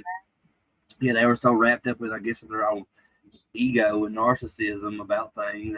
That's hey, I'm better without those kind of people anyway. So Yeah, I think we'll lead a more stress free life if we don't have those people in our life. right, Uh, so I guess we'll move on to brain damage. that's the next. Chris has got his copy too. Yeah, I just have the DVD of it, but I mean, I'm not super picky with like formats, Dana. I don't know if I've said that before, but like Well, I'm not. that's okay. Yeah, like it's like some people's gotta get everything that comes out on every format, but I don't unless it's something that really like stands out to me as far as like special features. If it's like a Right. featurette or some kind of like commentary that wasn't on the DVD. That's the only reason I will pick up something on an upgraded format. But you know, like the DVD is good to me. I mean, I it's think not I like. still have my DVD somewhere. And I also brought this too. You can't. I don't know if you can see that, but like that. That's the book. Oh yeah, cool. And so I actually bought this from Frank Henenlotter and at a convention at Similar Did you Wasteland. get him signed to He sign? did. He did. So like these were they say limited edition of 1,000. Uh huh. Um, but like he wrote in, you can see that Uh huh. one. It said number 1,003 of Did he 1,000. draw Elmer on there? Yeah, he drew Elmer and personalized it to me, and then his signature right there. Um, and Rick Hurst, who plays Brian Mhm. in Brain Damage, is going to be at Scarefest in Lexington this year. So Oh boy. I'm gonna try to get his signature in that book as well. Now I met Frank Henenlotter at Cinema Wasteland as well, and he was very nice, a gentleman. And I bought a Blu-ray copy of Basket Case from his table, and he signed it for me. He said, "From your friends at the Hotel Broslin," and then he signed it, Frank That's Henenlotter. awesome. Yeah, he's such a great guy. Like I've met him at Cinema Wasteland, which was years ago. And then last year at FrankenCon in Knoxville, he was at that show. Both him and Kevin Van Henrik were both at that FrankenCon show. Right. But Kevin Van Henrik was also with him at that Cinema Wasteland show that I went to years ago. So I don't know if they typically just do like shows together or that was just coincidence. Yeah, I don't think the year that I met him that Kevin Van Hendrick was there. I just remember seeing Frank So Henry. we must have went to two different Cinema Wastelands then Mhm. when we met Franklin Lawler. But I also have him as a friend on Facebook. Both him and Kevin Van Henrik, I have as friends on Facebook, and Frank will, interact. Sometimes he's not as much on Facebook anymore, but when he is, like, he's commented on a lot of my stuff and like just liked a lot of like photos I posted of like just not like horror thing. He's liked photos of like me and Candace and her family and stuff. Yeah, He's just a super cool, down to earth guy. Like when you yeah, meet him, like he just seems like, he's a big name in the horror genre. right, A lot of people love. He has a lot of fans, but he's just one of those types of guys who's, you know, he's there for the love of it, like the fans are, and right, because exactly. ultimately he's a fan himself.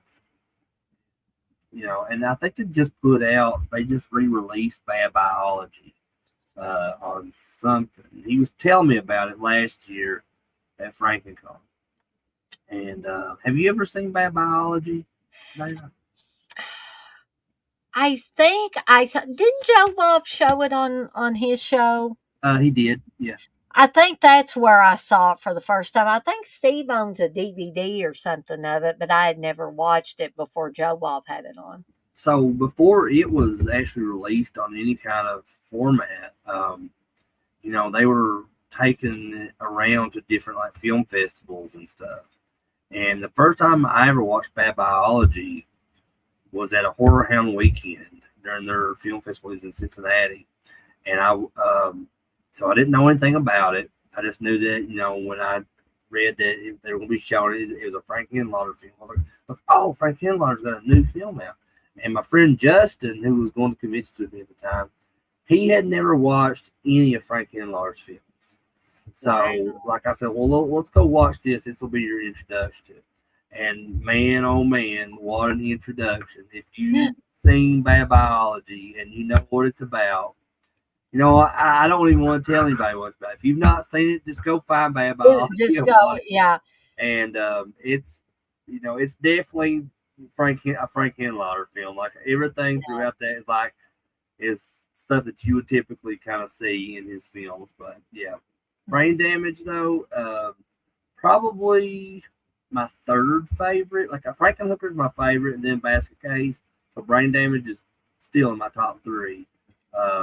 This probably Basket Case is my first favorite, and then Brain Damage runs a very close second for Yeah, me, and I then like probably Frankenhooker. Frankenhookers. Like even though I'm not a fan of Patty Mullen now for a few reasons. I'm not gonna get into that because I get sued by her.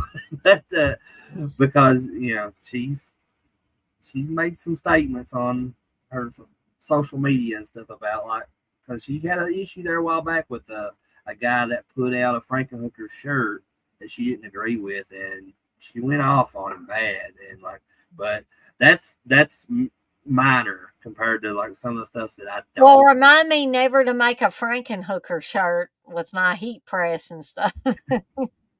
She But yeah, might get upset with me. there's some. I mean, but I still no. I mean, if you make a Frankenhooker shirt, I'll wear it because I love the film.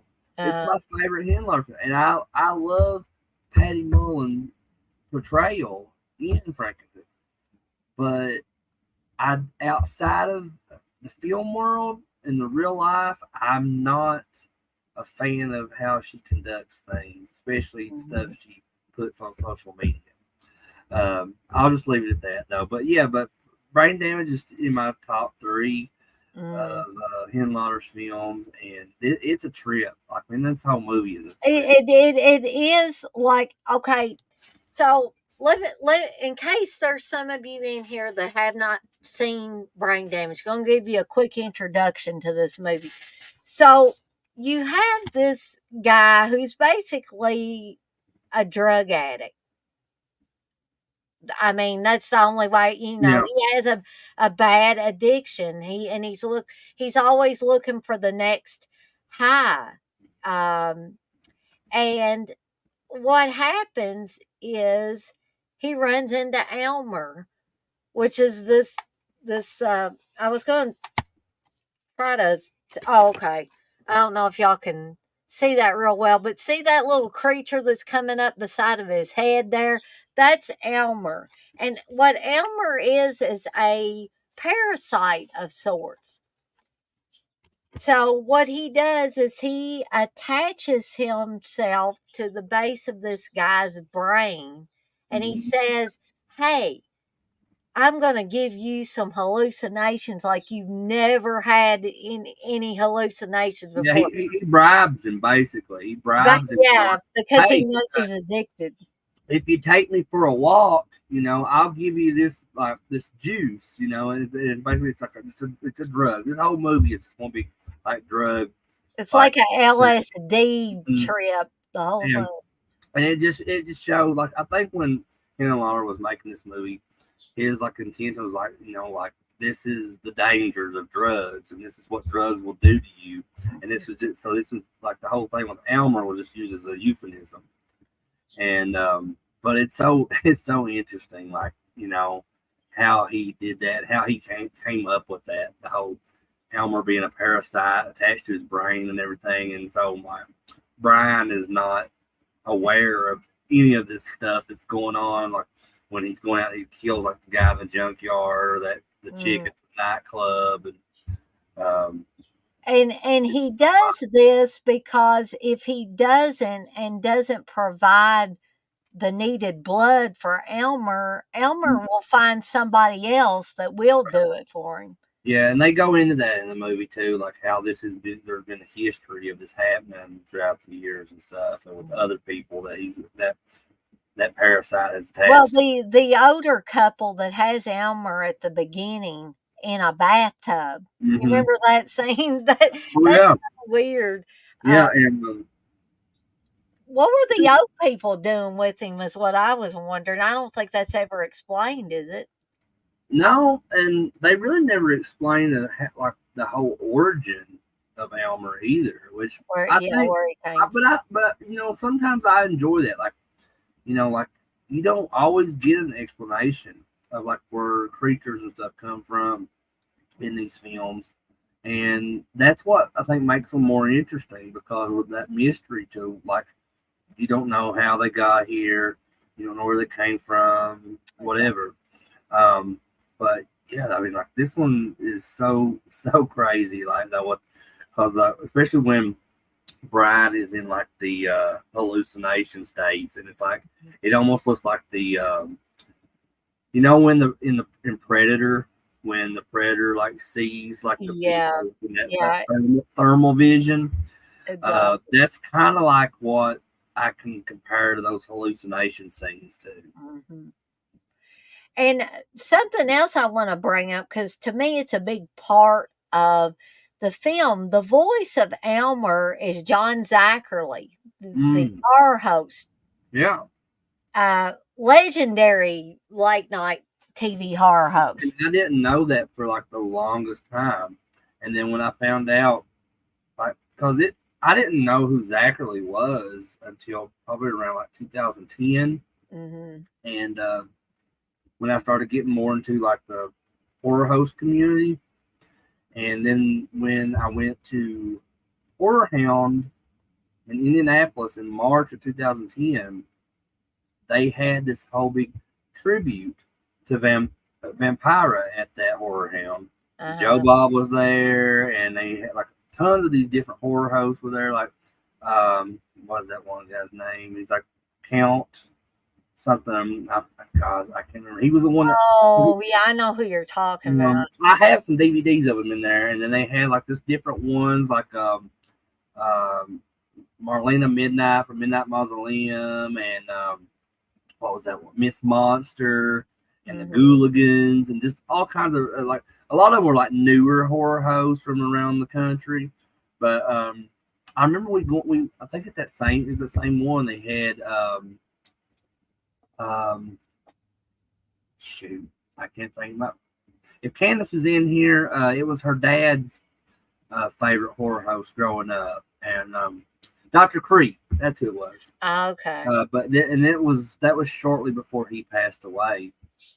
But I never got to. I know Zachary did a lot of those chiller conventions in New Jersey, Mm-hmm. but I never got to meet him before he passed. So. And I think Joe Bob, like on Drive-In Theater or something like that, back when he was doing that, I think he had Zachary on. He did. It was. I mean, but he would. Joe Bob, those driving theaters and the early Monster Visions and stuff. Yeah. He would have a lot of different like people on that were known in that kind of horror host community. Like Rhonda Shear, he had on a couple times. He even had Count Floyd, which Count Floyd wasn't really a horror host. He was more of like, I know Count Floyd, he was used as like a Saturday morning cartoon host on USA at one point. Yeah. But yeah, like, that's really kind of what got me into that whole stuff was Joe Bob and like Gilbert Godfrey, USA Up All Night, Rhonda Shear, and Elvira, of course, too.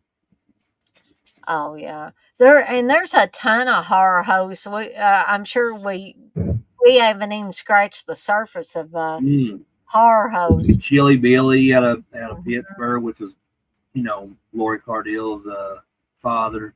Yep.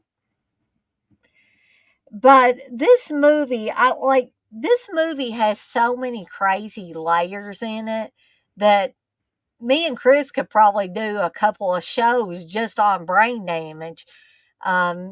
Just explaining or trying to explain the wackiness that is this film.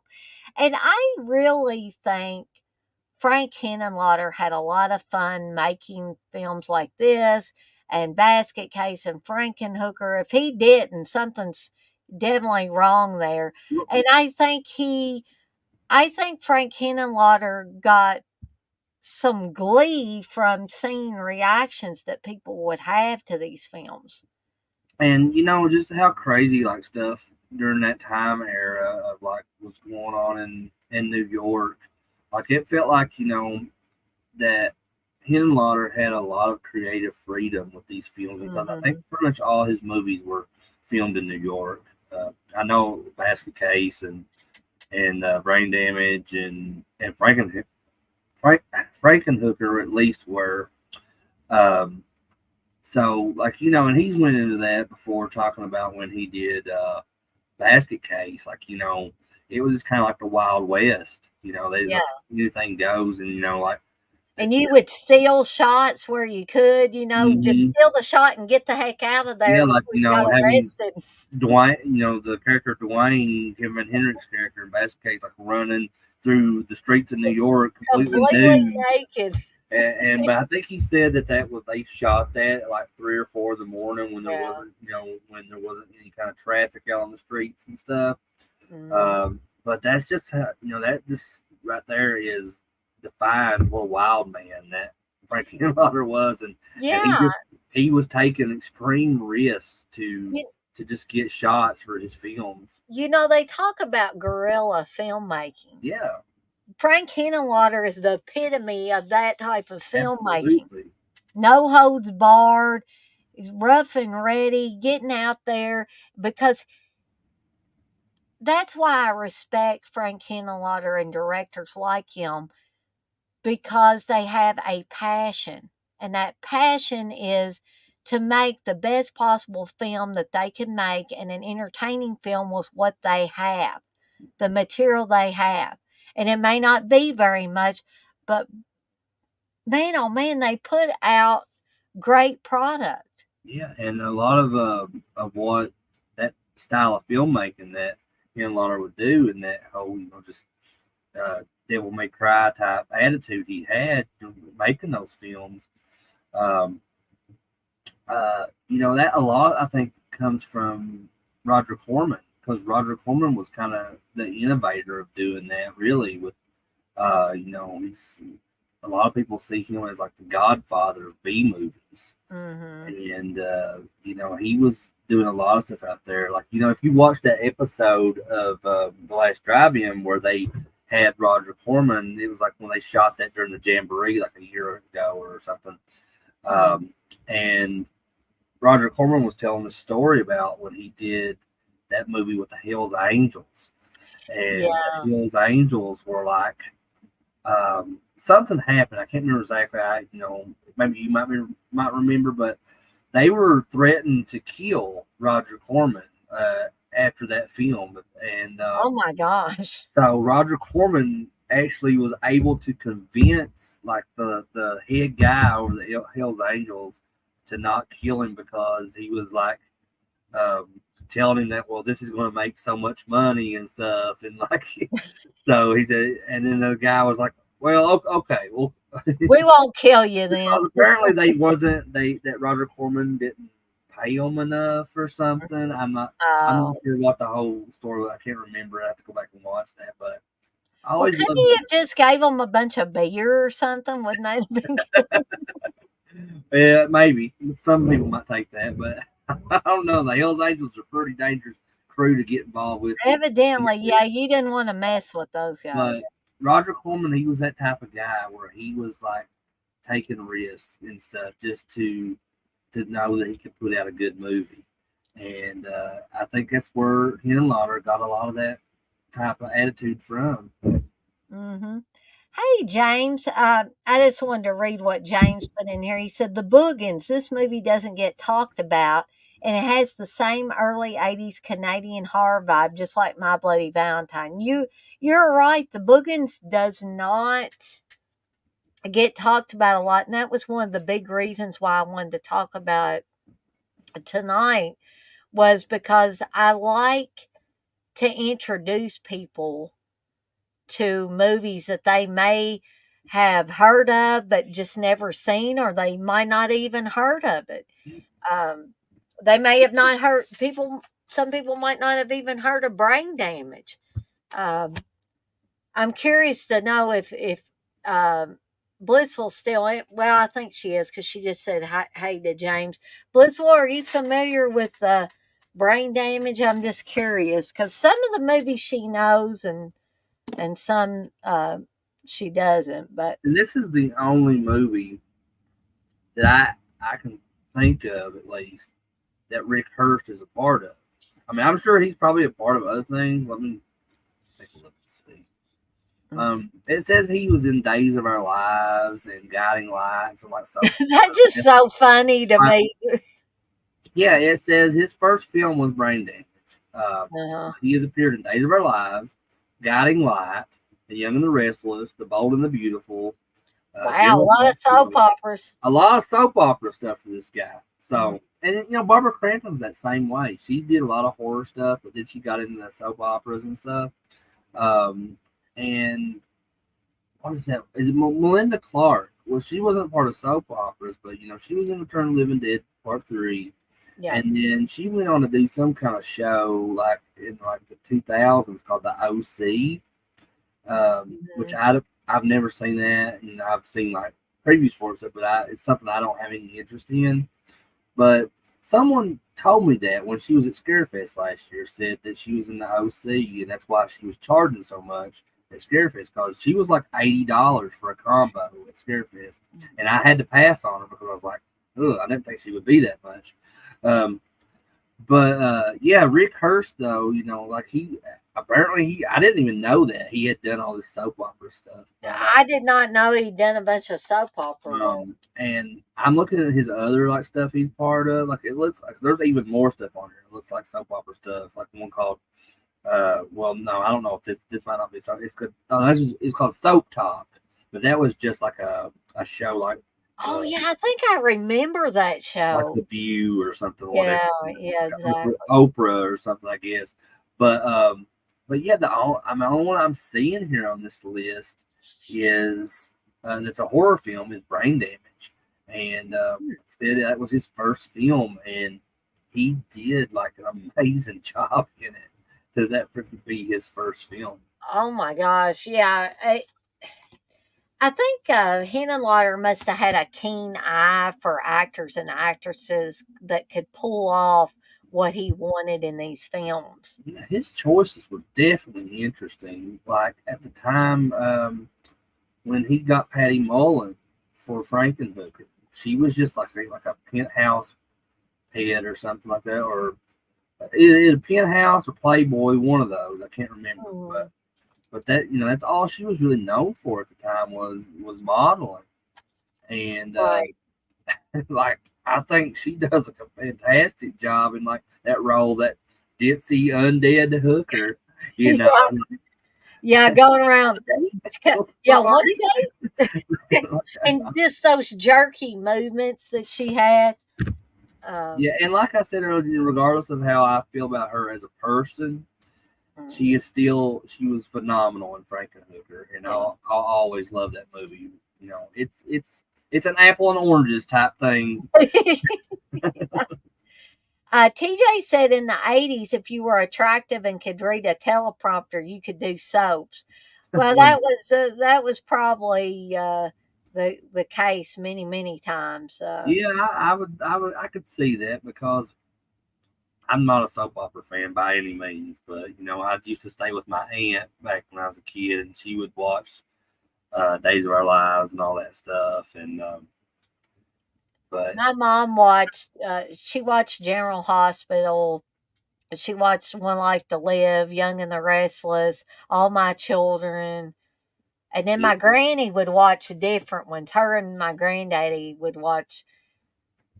I think they may have watched the Days of Our Lives and well, uh, the only thing Young that and kind the of like Restless. interests me about Days of Our Lives, and this was something my aunt used to try to scare me about. I think it was Days of Our Lives. Is when this character on there her name was Marlena, and she was Uh-huh. like possessed, um, and They would always do stuff like that, um, like One Life to Live. Uh, One of the characters, of course, had a split personality, and they had a whole storyline around that. And it's interesting, but then it's kind of hokey too at the same but time. what I was getting around to is that, like, based off what TJ said, I can see that because the acting is not like Emmy award winning acting Not or in my anything. opinion, no. I mean, there are some people here and there, I guess, that were maybe part of those shows that did some pretty decent acting. Like, I would think that Barbara Crampton was probably pretty decent on the show. I don't know. I've never seen any of her soap Well, operas. I always thought Susan Lucci, who played Erica Kane, always thought she was good, but she was in soap operas for years and years Right. and years. Uh, Yeah, she usually was kidnapped or had amnesia. Yeah, or people would lose their mind and end up in the mental hospital, or it's just like that scene on Roseanne where Jackie's getting ready to go to the oh it was just before she was going to become a cop, and she was wanting Dan to record her soaps while she was at training. Oh, okay. Yeah. I She remember. was gonna go to the That was police early academy. on in the show, right? Yeah, and, she says, she was talking about somebody in uh, the soap opera, and she said, "She might be institutionalized," and I was like, "Yeah, that's just like how the soap operas were." I mean, there's always some kinda big thing going Mm. on those. Roseanne is one of the greatest shows of all time. I don't care who you are. I agree, and if you disagree, that's okay, but you're wrong. That's um, but I guess Chris, is there anything else you wanted to say about brain damage before we gave a rating on them? I mean, there's so much to say about brain damage, We could have two or three shows worth. but as of right now, I mean that would be. I think we should just leave it as it is because I think that would be something interesting to maybe revisit at a later time on your Mhm. channel. Like maybe if you wanted to do a watch along or something of it. Yeah, I haven't done a watch along for brain damage, so that would be a good one. Um, Chris, do you want to give your rating first, and then I'll give mine Yeah, second? absolutely. This for me would probably be like I I want to say a 4, just because I gave Boogens a 3.5. Mhm. I do enjoy aspects about brain damage more than the Boogens. Not saying one of them's better than the other, but it's just a personal like choice for me. Mhm. I would choose brain damage, and it might be just like a bias thing because I'm a huge fan of Frank Lauder and everything he does. But I'm gonna me and Chris are on the same page so far because I'm gonna give it a 4 as well. Just because it's just too much fun not to give it a 4. And it's just like that whole thing with with Elmer is like it's so innovative, really. I mean, because this is kind of like uh, a the dangers of drugs type movie because that's what the whole message is behind this, in my opinion. Mhm. Um, but it's just the way they portrayed it is like he's just this parasite, leeching off of different human beings, trying to and give them this, what's looked at as kind of like a drug because Yeah. they gets addicted to it, so it helps him like feed off of these other people, Mhm. because like I said, there's so much we could say about this movie, and but one other thing I did want to mention about it is that I was thinking about like Elmer and like our good friend T-Shirt Joe. Mhm. He has a friend that's with a company called DWM Productions, and they make like big masks and different props and stuff. And they actually do make a replica prop of Elmer. Oh, I want an Elmer. Yeah, I would love to have one. And I thought that again that was really cool. That's actually a pretty good drawing of Elmer that Frank Henlotter does in this. Yeah, Let me see if I that can. was cool looking. I I mean, it mean, looks like him to the me. eyes are pretty spot on, if you ask me. Right. And maybe he was the one that designed it. I don't know that. I don't know if that's the case Could or not. have been. I mean, he could have came up with the initial design, and then they I just kind know of. that Gabe Bartalos, or however you say his last name, is the one who did like effects for that, and like Basket Case and a lot of Yeah. others, Frank and Lauder. But yeah, I'm not sure if Frank was the one that had the initial design or not. So if somebody knows, let me know. But I would love to have an Elmer of some sort. If I hadn't had Candace doing the Ash thing for me, that probably would have been the next thing in line. Make me an Elmer, It Candace. would it would be really cool. I've never thought about asking Candace to make one because I'm sure she could make a hell of a Elmer. Oh, I can guarantee it. She does some fantastic stuff. I'm not saying that just because she's my wife, but it's the truth. I mean, like her stuff is super, super impressive. Um, and yeah, I'm I mean, excited about my Ash doll that I'm gonna. you've not seen anything of it yet, have you? She Or she showed you a few showed me things. a little bit, yeah. You're gonna love it, man, when it's finished. Oh, It's I'm awesome. just excited as can be about it. I told her that I would love to because it's like 12 inches tall. I think is what this doll she's making for you. And I told her I would love to like make me a Vincent Price one sometime down the line. Mhm. Uh, And but her Mothman, I love her oh Mothman. yeah, those are really cool. Like she's doing like a little albino one. She was working on, but she says she's going to do a few different ones. She wants to do some like really colorful ones too.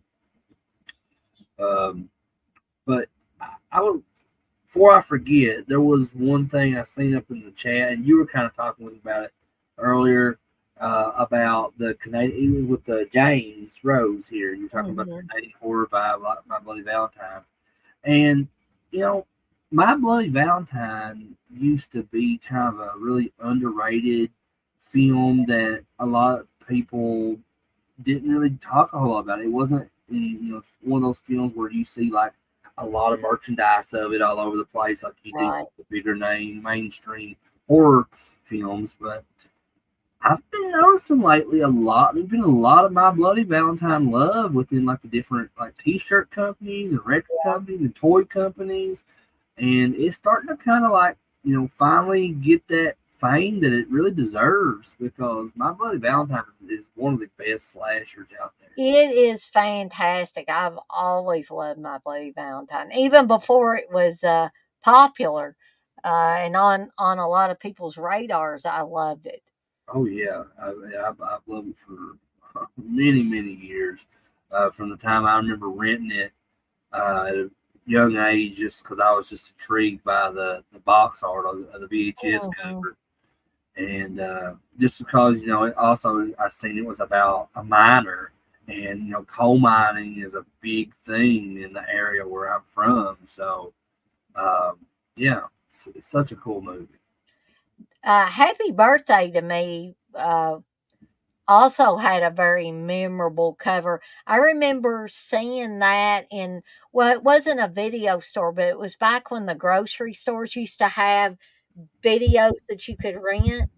Uh-huh. And I remember when I saw the cover for Happy Birthday to Me and that skewer going into that guy's mouth, I was like, oh my gosh. It says six of the most bizarre murders you will ever see. I was like, I gotta rent this thing. So speaking of Happy Birthday to Me, there is a convention coming up on June the 1st. It's in our area. It's in Pikeville, Kentucky, which Mhm. is about an hour and a half from where me and Candace live. Um, and so it's called Pikeville Comic Con. And I was like looking at the guest list for it and everything. And Miko Hughes is going to be there. There's going to be some wrestlers there. There's going to be a couple people there from the '90s X voice actor from the '90s X-Men cartoon that came on Mhm. Fox. And I was and I used to watch that cartoon when I was a kid, but I was looking at one name on there. Her name was Lenore Zan, and so Yes. I will look into like their filmography and stuff of other stuff they've done. So I was looking at her and realized that she is one of the girls in Happy Birthday to Me. Yes, she is. She's also, I believe she's on visiting hours as well Yes, with she Michael is. I'm Ironside. pretty sure you're right about that. But I'll for anybody that wants to see like that I'll go ahead and put the link to that in the I'd comments. like to go to that one and meet her, but Steve would say, nope, we ain't going there. It wouldn't let me post that for some reason. It said this comment has failed to post to Evil Dead. Oh, I think I know what I need to do, Chris. I need to add you as a moderator, and then you'll be able to Oh, okay. do that. I haven't done that yet. Shoot. But It yeah, won't, if it anybody wants to won't. go, it's pikevillecomiccon.net. Yeah, I thought about because like it was taking place the same day that Wonderfest was supposed to happen.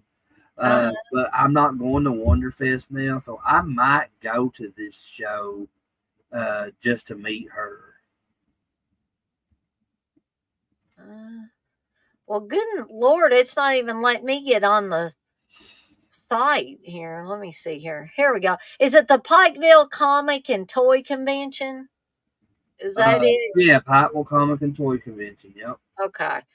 Let me see if I can post it for everybody. But yeah, like if anybody lives in this Uh, area around Pikeville, they've been doing that show for I want to say close to 10 years now.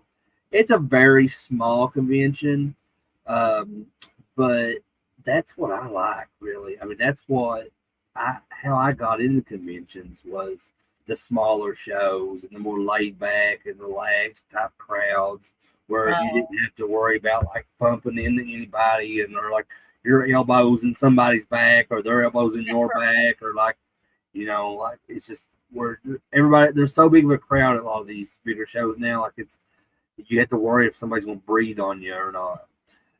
Right. But that's why I like the smaller shows still because it just feels more relaxed. It feels like I don't have to worry about like get to somewhere on time or worry about standing in line all day. FrankenCon, that show I just went to in Knoxville, is like that because literally I think there was a next to no wait time for any of the guests at that show, and like just I don't know. I recommend that show really to anybody that can make You it. know, you know what, Chris, in connection with that, I broke down and mentioned it to Stephen. He said, "You know what the first thing out of his mouth was?" He said, "Dana, that's like 5 hours away." I said, "It ain't no 5 hours away from us." He said, "It's like going to Cleveland almost." I said, "No, it's not." I had him look it up, and it's less mileage for us to go there Mm-hmm. than it would be to come to y'all's neck of the woods or like Prestonsburg or something like that. I know from Hazard to Knox to that show because it's not exactly in Knoxville. It's on the outskirts of Knoxville. It's called Alcoa, Tennessee, and it's about a 2.5 hour drive from Hazard. Mhm. So I can. It would probably be at least 4 to 4.5 hours for you guys. I would say. Mhm. But he was just like, he was like, it's about like going to Cleveland. I said, I don't think it's like going to Cleveland or anything. Well, So I mean, you'd be better off going to Knoxville and Cleveland anyway. Because I'm telling you, I don't mind the places I've been to in Cleveland, but not a big fan of the people from that area. If you're from Cleveland, I'm sorry, you might be super nice, but everybody I've ever met from that area within the Cleveland vicinity have mhm. been assholes. I mean, it's putting it lightly. I just wonder if it's because, Cleveland's one of those big cities. I think a lot of people in Louisville are assholes. I'm sorry to say that, but I mean, well, yeah, I mean, like I know several outside of you and Steve. I know other people that live from Louisville, but like you all are a very small minority of like people that I know that are not jerks. Because like I've been to Louisville a lot, and like there's a certain amount of people up there that just aren't very nice. I'll just say that. I was not, used to that kind of behavior that's present here in Louisville. Like when I was working an office job where I actually had to get out and go to the bus stop and catch the bus and go to work. Mhm. Um, I would have to walk through our neighborhood to get to the bus stop, which was out on Bardstown Road, out on the main road. And so if I seen neighbors out there in their yard or something, where I'm from, if you see somebody, you throw up your hand, you say, "Hey, how you doing?" Yeah, And you wave. That's just that's how the it is way around it is. here too. Like we just, it's very, um, like I guess they call it Southern hospitality. Exactly. Everybody just kind of like grew up at that kind of. There's a few here and there that haven't really adapted to that. There's a lot of the newer generation, younger kids, like teenagers, and people in their early 20s that live in here. They kind of have a little bit different mindset, and but there will be some that surprise you sometimes. Like Mhm. Noah, my son Noah, he's very very hospitable, very Well, I don't think Noah's ever met anybody he didn't yeah, like. he's very well mannered, but on top of that, it's just all about who raises you, basically, Yes. because Yes. whoever what you're taught and everything growing up, you're going to take that as a part of your own personality as you get older. Mhm. Um, and I'm thankful that I was taught to treat everybody with respect and to always be kind to people no matter what. So Mhm. there's gonna be people out there that's gonna be a jerk to you and stuff. But I was just kind of taught with the outlook to turn the other cheek in a lot of situations, Yeah. and to not let it not to hold a grudge against people and all that. But what happened to me that time was I saw one of my fellow neighbors, and so she was out on her porch and I waved and said hi. And this makes you feel really, really bad or stupid when somebody stares a hole through you and doesn't say anything and then turns around and walks in their house and shuts the door. That's how my neighbor is. Oh, well, at least one of them is. But it makes you feel foolish, though, for even, talking to them.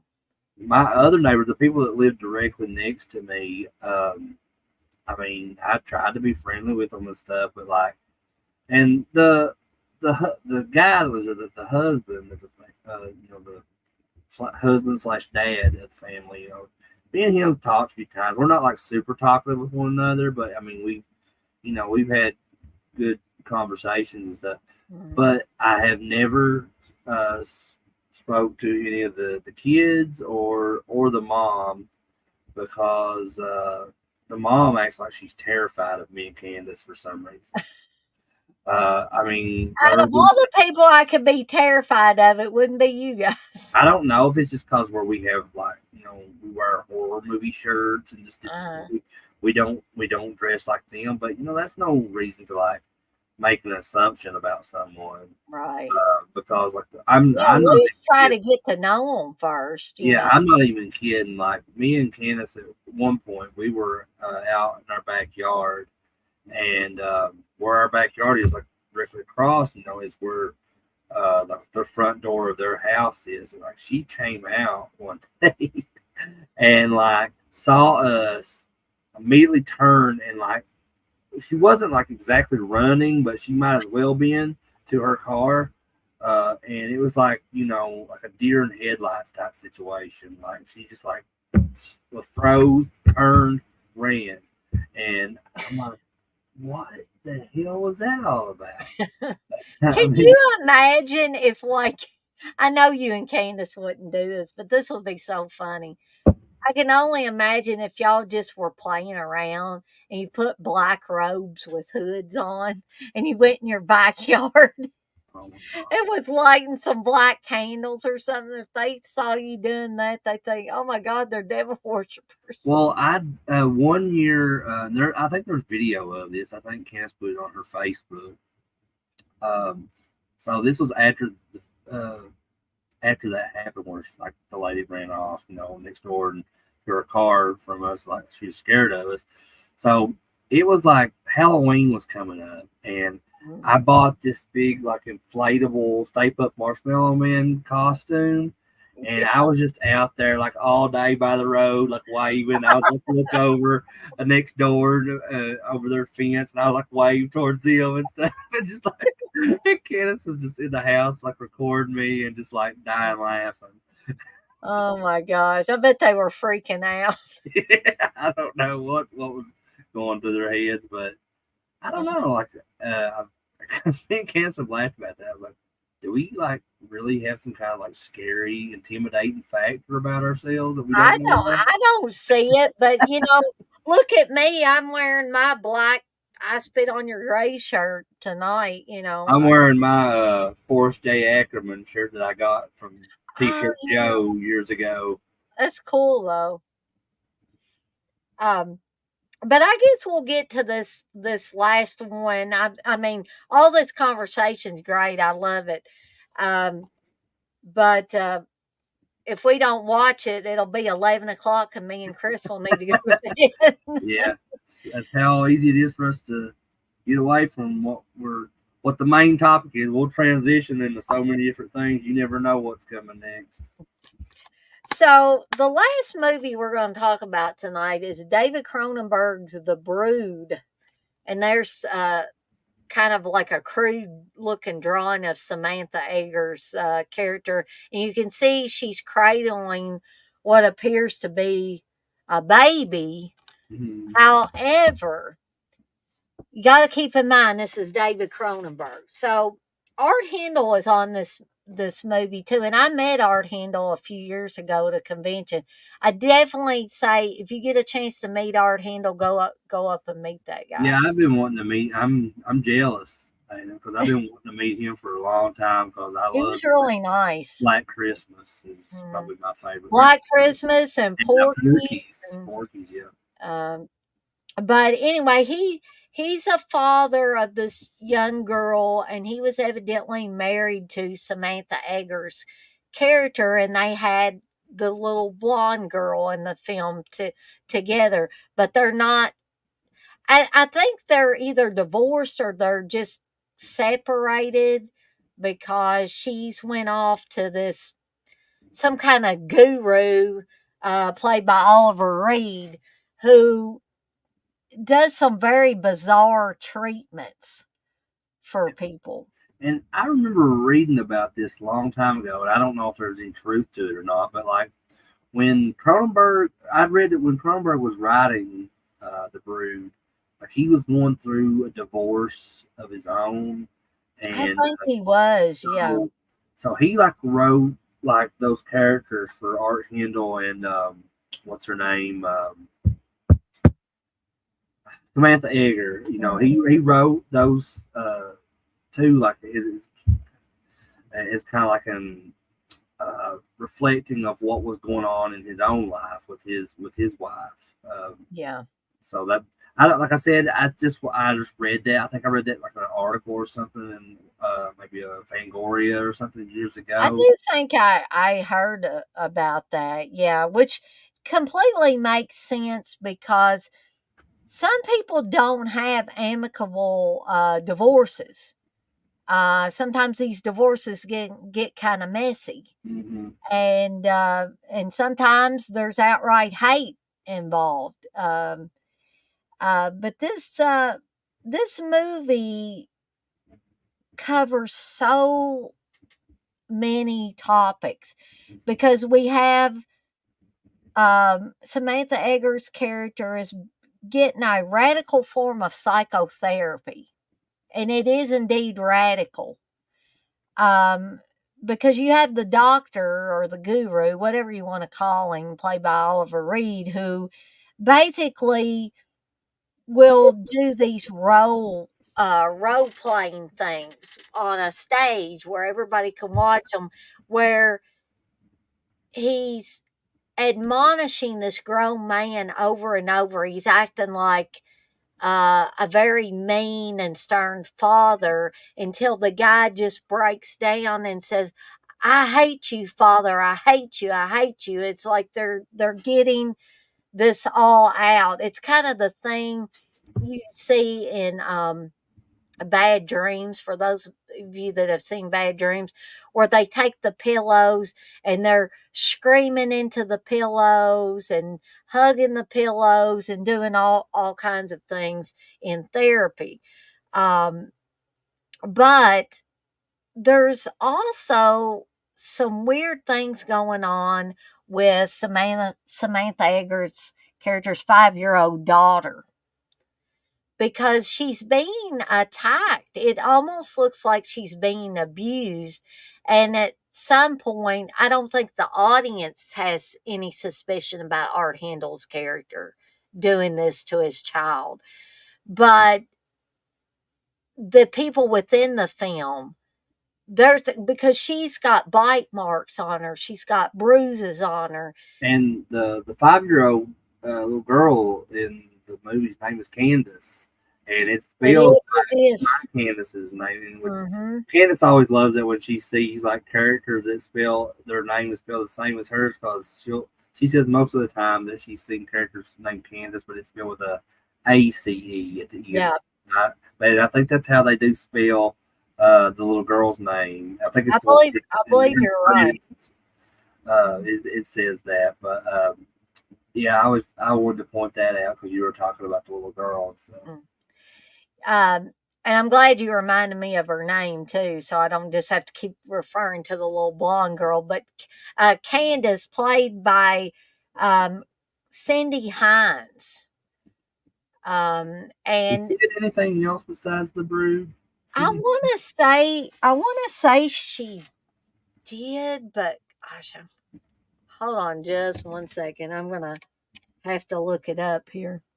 But while you're looking that up, I do want to say like one of the things that's so uh, like noticeable about Cronenberg's films is the score in his Mhm. films, and Howard Shore did a lot of different scores for Cronenberg's films, including this one.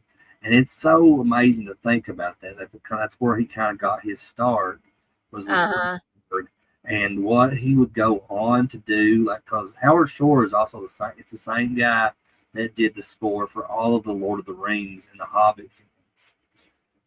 So to go from working with like David Cronenberg all the way to Peter Jackson, who was also involved with the horror genre for a long time as well, is just that's interesting to me. Like it's quite some range of what type of music he does for like all these films he's worked on. Oh, I had forgotten, by the way, that Cindy Hines was also in Deadline, which is a terrible movie in my opinion. It looks like it'd be a really cool movie, but yeah, it's to me it was really boring. She was Deadline, you said? yeah, That sounds familiar. What's it about? from 1980. It's about a writer who's um, a popular horror writer whose family life is falling apart, struggles to write his next horror movie. Sounds like a Stephen King story. Yeah, and it looks and sounds a lot better than it actually is. She was also in the Littlest Hobo TV series. She played Chris I don't know in that. that. Tales of the Haunted, which was a TV movie from 81. She Hmm. was in The Dead Zone, which was also a Cronenberg movie, playing Natalie. And the only person I could think maybe she would have been was the little girl near the beginning that the house was on fire. Oh, the little girl that played Amy, the blonde headed girl. Oh, yeah. Yeah, No, well, if her name was Amy, then that wouldn't have been her. I wonder where Natalie was in there. I'm trying to think. oh, Natalie. Let's see. I just watched The Dead Zone just the other day. I watched it not very long ago too, and hmm, I don't know. I can't I'm recall. gonna have to go back and watch the Dead Zone and look for Natalie in there Hmm. because she still would have been young at that point in time. She would have been pretty young for the Dead Zone.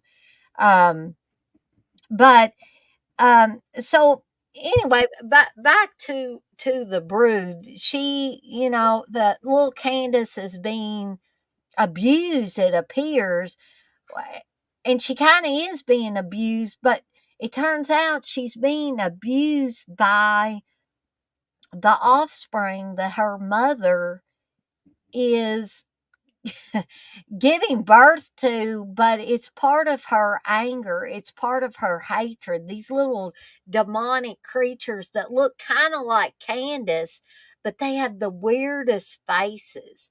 They wear clothes like her. They wear like snowsuits because it's cold weather like her.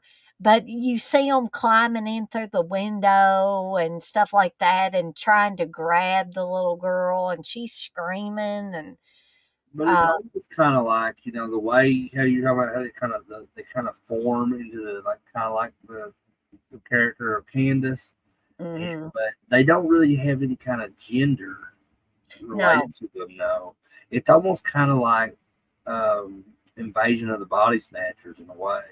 Yeah, yeah, it's almost like they haven't finished yet, that something interrupted the transformation. Um, but the big scene though is when it is finally revealed where these creatures are coming from, and Samantha Egger lifts up her nightgown, and she's got all of these Yeah, uh fetuses basically hooked to her, And she has the weirdest smile when she does that. You know what I'm talking about, Chris? The Yeah, look on and that kind of like that's why like that cover of the copy you have, the Criterion Collection her. copy, is like you said, it looks like she's cradling a baby, but Yeah. she's cradling something. But it ain't no baby. It ain't like no baby. And it feels like that's why I thought that was such a really good like artwork that they used for that copy that you have, because it kind of provides that tease of what's coming in the film. And yeah, it's really cool. And you keep in mind, those people that are familiar with David Cronenberg, he pretty much made a career out of body horror films. Mm-hmm. And, some people are kind of like, I don't want to watch anything like that. But the way David Cronenberg does these films is some of the stuff is so horrific and unsettling, but you can't look away from it. Do you feel that way too, Chris? I do definitely like it. And it's that way with me with Scanners. When I watch Scanners, and then he's like, and then that guy's head explodes at the desk. I mean, that to me, when someone asks me about like my favorite gore scenes in horror films, that head explosion scene in Scanners has got to be up there as one of my top favorite ones of all time, because it just sticks with me because I saw that at a very young age. And I think because my brother rented it, and I watched it with him, and Your so dad didn't show you that my one? dad didn't show me that one. This was my brother watched Scanners, and so like I don't want to say it was like traumatizing or anything, but it was like at a young age that was something like I'd never seen like an effect like that. I've seen a lot of different effects throughout horror films and stuff, but that was like very very something that stuck out to me more than anything in that entire film. Right. And And I and gotta then ask you this too, Chris. Were you one of those people, because I know I am, that anytime there was a head explosion on a movie, that you had to like grab your run it head. back and go frame by frame to see the all the goodness of it exploding Well, in slow yeah, motion? um, yeah, there was that. Then like because I would be like, I want to see that. My dad was always the type to rewind movies over and over to like watch something. Like, did you see that? He always say to my mom, my mom's name was Virginia, but he called her Jenny. He goes, Jenny, did you see that? I got to rewind it. I got to see that again. And then so yeah, I guess I catch myself still doing it because my dad did that. My brother did that sometimes, but like but with Scanners, I don't know that I did that. Because like I said, that's not one I watched with my dad. I watched with my brother. We just kind of watched Right. through and didn't like watch it over again or anything. Because I did when I watched it as a young kid, I didn't watch Scanners again until I was much older.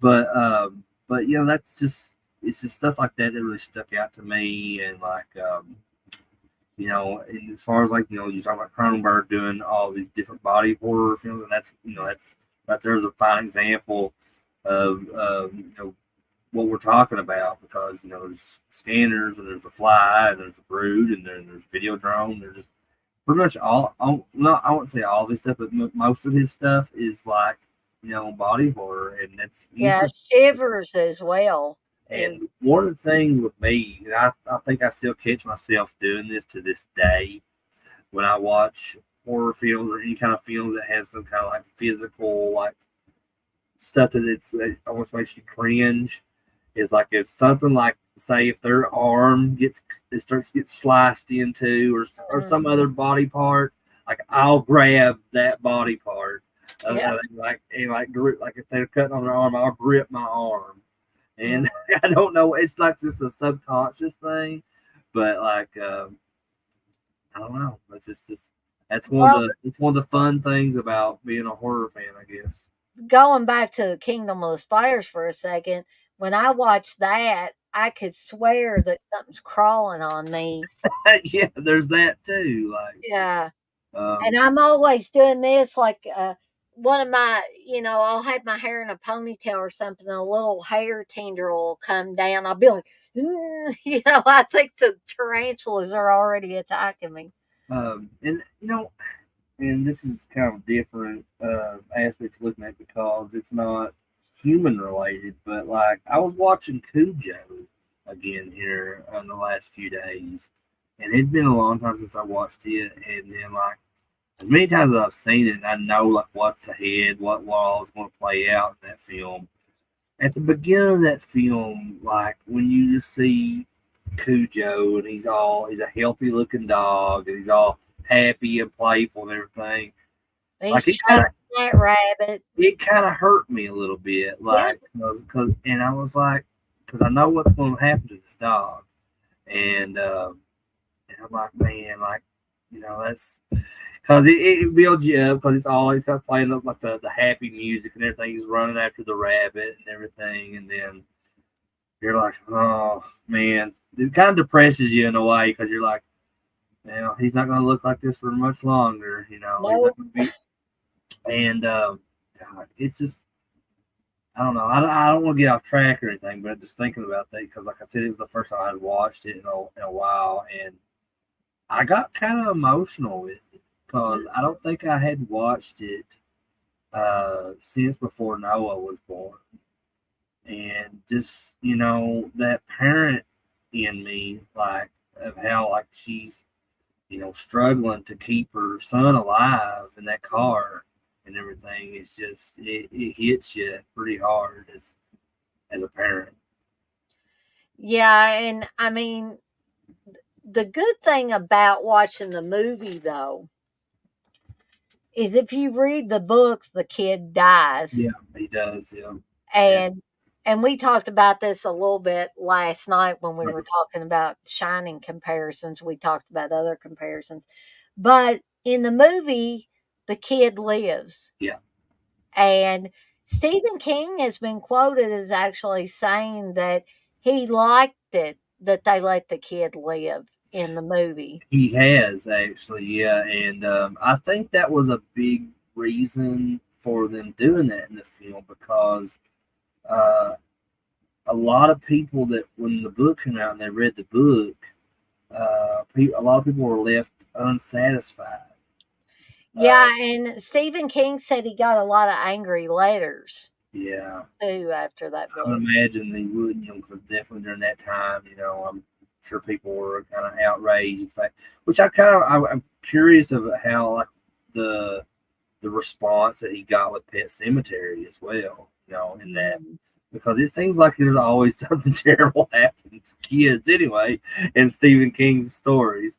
Um, but yeah, I knew the whole thing about the letters from parent or about Cujo, but I'm not sure about Pet Cemetery. Yeah, I don't know. I don't recall him talking about letters that he got from that. But you know what's sad is Stephen King was so coked up at that point in time in his life that he doesn't remember writing Cujo. Wow, I didn't know that. Yeah.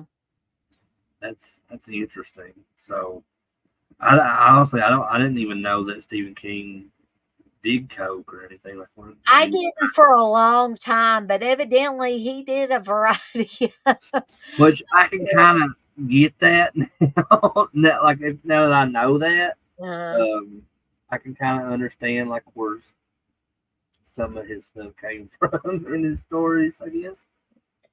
I mean, but it doesn't, I don't lose respect over Oh or no, for no, no, Stephen it's King not. because of that. Some people might, but That's his personal choice. I mean, like I smoke marijuana from time to time, and then I'm sure some people are like, well, that's bad, Chris. You shouldn't do that. But like, you know what? It's my choice. I mean, it ain't hurt. It helps. All like jokes aside, though, like that it helps with my seizures and stuff. I don't know if Candace has ever mentioned that to you, but like I think she has. Yeah. it does. It really does, and it helps me sleep better too. So, Well, Steve takes those Delta 9 yeah, gummies. yeah. I know. Wes was telling me about them, And I was like, I've never done anything like that. I don't want to change. I don't want to change it up and it, maybe something like that take effect on me. And so I was like, well, Yeah, I'm kind of wary of the gummies because back when Steve first got the Delta 8 ones, he said it. He I've told the story about when he took two of them and he shouldn't have taken two of them. He should have took one, but you know he didn't feel anything, and guess what? He popped another one in his mouth, and all hell broke loose a little bit later. you It's gotta be it's careful. funny now, but Um, um, you gotta be very careful with that kind of stuff because yes. that's Now, something that I'm not super knowledgeable about when it comes because there's like all kinds of different like, milligrams and stuff to those gummies and stuff, and mhm, it's just it scares me in a way because like I don't because I don't know what's too much, what's or whatever. now, Like I could take like one could be like I don't know. I'm gonna use an example because like I said I don't know the difference. But say like one is 300 milligrams. I'm like, oh well, that doesn't sound like too bad. But also I take like two or three of them, and yeah, she's and five that five of those things in, and you completely lost it. yeah I can't imagine. But I just yeah. Steve laughed the hardest I've ever seen him laugh in my life, and had his eyes squeezed together so tight. I was like, if he keeps doing this, he ain't gonna be able to get them back open again. But when I tried them, I did it the way it said on the bottle. I took a half of one, and then I waited 45 minutes and I took the other half. But Mm-hmm. when it kicked in, I started getting paranoid. I was not paranoid that like the cops were going to come and get me or anything, but paranoid of how long it was going to last, the effects were going to last. Because when they kicked in, when that gummy kicked in, I right about the time it kicked in, I was thirsty. Mm-hmm. So I thought, I'm going to get up off the couch and I'm going to walk to the refrigerator. And anybody that knows our house knows the kitchen is not very far from our living room. So I got up, and when I got halfway to the kitchen, I was like, what is going on here? It's like my foot took an extra half a second to hit the floor. And I was like, "Oh my god, I'm not gonna be able to get to the refrigerator and get me something to drink," and it was just weird I sensation. have heard that they can be like some people call them like mood enhancers. Mhm. To where like when you're taking like one of those, and I guess it's kind of based on how you're feeling. It can enhance like if you're happy already, it's going to enhance you to be even happier and be laughing about stuff. But Mm, if you're angry, if you get angry during it, then like it's going uh, to intensify your anger. and I But guess if you're fearful, yeah, yeah, but it's gonna intensify. but that's just what I've heard. I don't know if that's true or not. Well, it definitely intensified Steve's humor because but here's the thing, like, I was just in the kitchen doing some stuff, probably cleaning up or after we'd had our supper or whatever, cleaning up the kitchen. And Steve had taken, I didn't know he had taken two of them at that time. I thought he'd just taken one. And he was sitting there and he was watching a movie. And all of a sudden, I hear him yell out, how long is this movie? This movie's been on for 3 hours. And I said, what are you talking about? He said, this movie. I said, how many of them gummies did you take? And he said, I took two of them. And he just dies off laughing. And then he said, he was acting so crazy that I thought if I gave him some I didn't know what to do. I thought if I gave him some caffeine, maybe that would get him out of whatever was going on with him. So I brought him a Coke to drink, and he couldn't even take it from me. He was so wasted. So his hands were in his lap, and I just set the can of Coke there. I said, here, why don't you try to drink some of that? He said, come get this Coke, Dana. I can't hold on to it. So I came and got the Coke and took it away before he spilled it.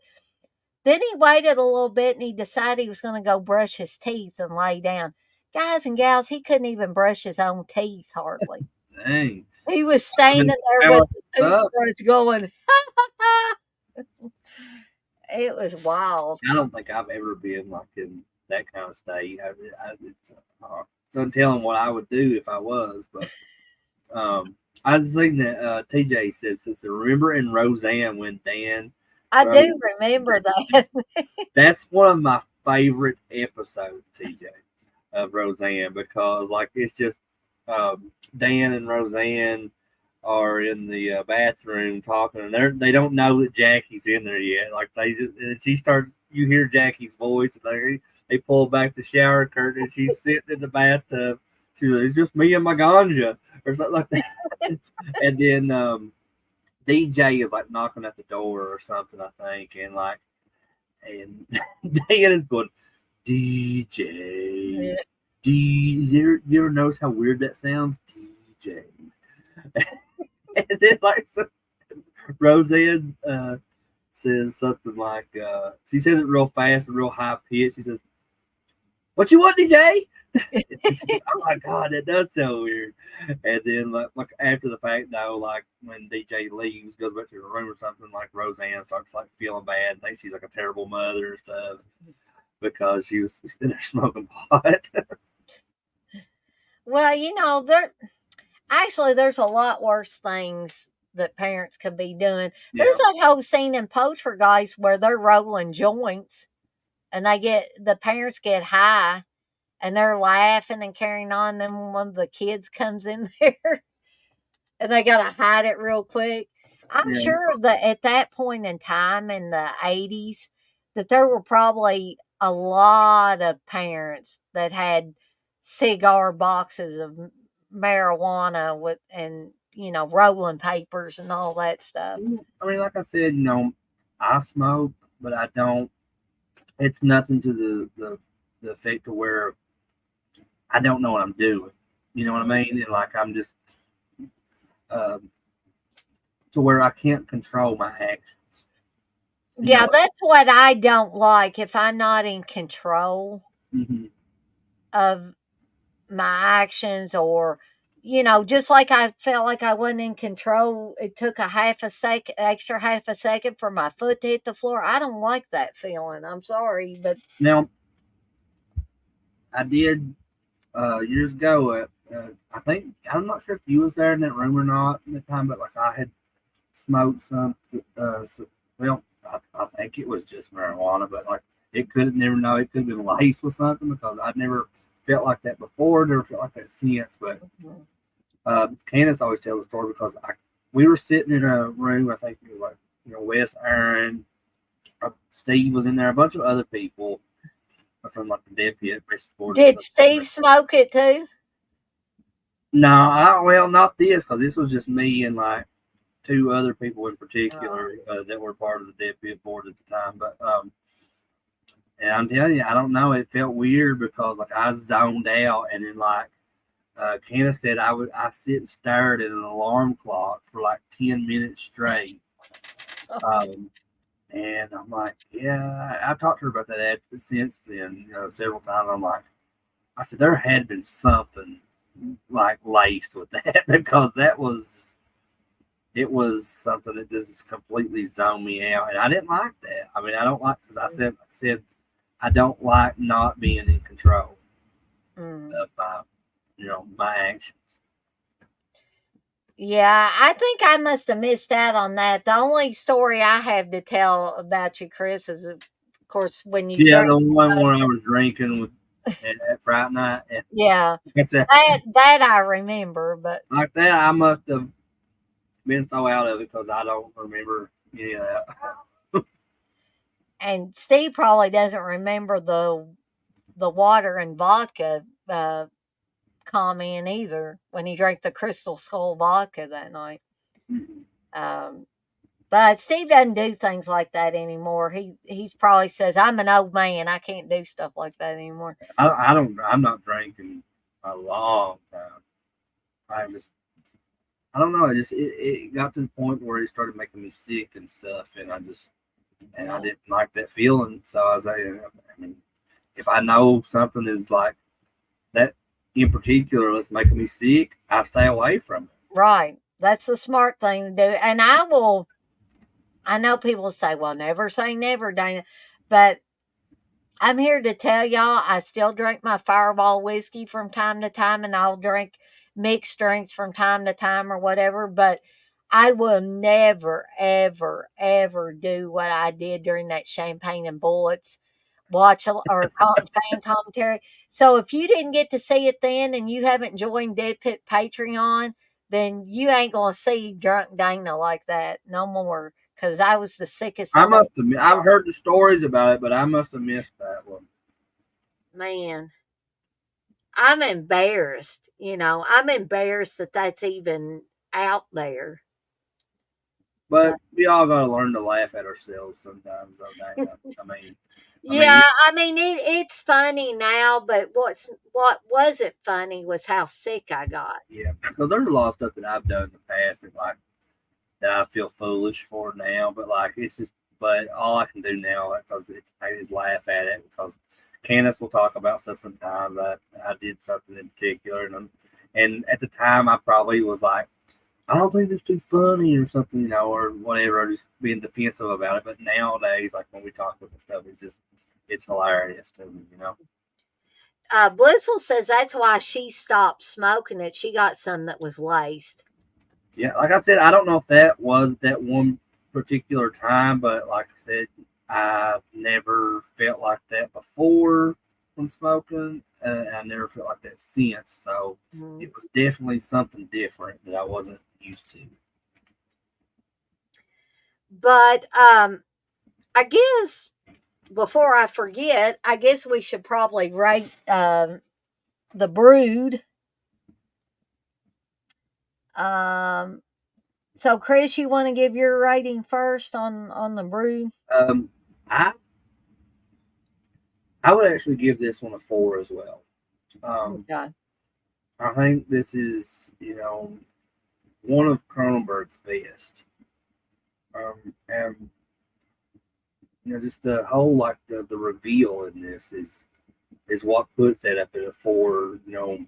If it already wasn't at a 4, that would definitely like push the notch to even past the 4. Is the reveal of like the offspring Yeah. that she's carrying of all these different, and that to me, because this movie came out in '79, Yeah. and this was some really good like effects for the '70s. Uh, so yeah, I mean it's top notch for me. Thank goodness for that tax shelter money that gave us all those great Canadian horror movies. I'm going to go one step up and give this one five deadites out of five, just because this is classic Cronenberg right here, Yeah. and it's like Chris says, it's one of his best. Mm-hmm. Um, Probably my all-time favorite Cronenberg movie has to be out of all of them. I would have to say The Dead Zone, but I enjoy all of Cronenberg stuff. Like I said earlier in the stream, The Fly is my favorite. Um, the Brood's probably top 3 for me. Mm. It's kind of hard for me to decide like between Scanners and the Brood, but it's at least definitely top 3, I think. And then but then you mentioned the Dead Zone because I kind of halfway forgot that Cronenberg did that too. Yeah. So maybe Did one you? of these days I'll sit down and do a ranking of all the Cronenberg films. I did Camp Cronenberg a while back, and did you know that he did a race car driving movie called Fast Company? No. That's a good movie. Let me go grab that off my shelf because I bought it on Blu-ray recently.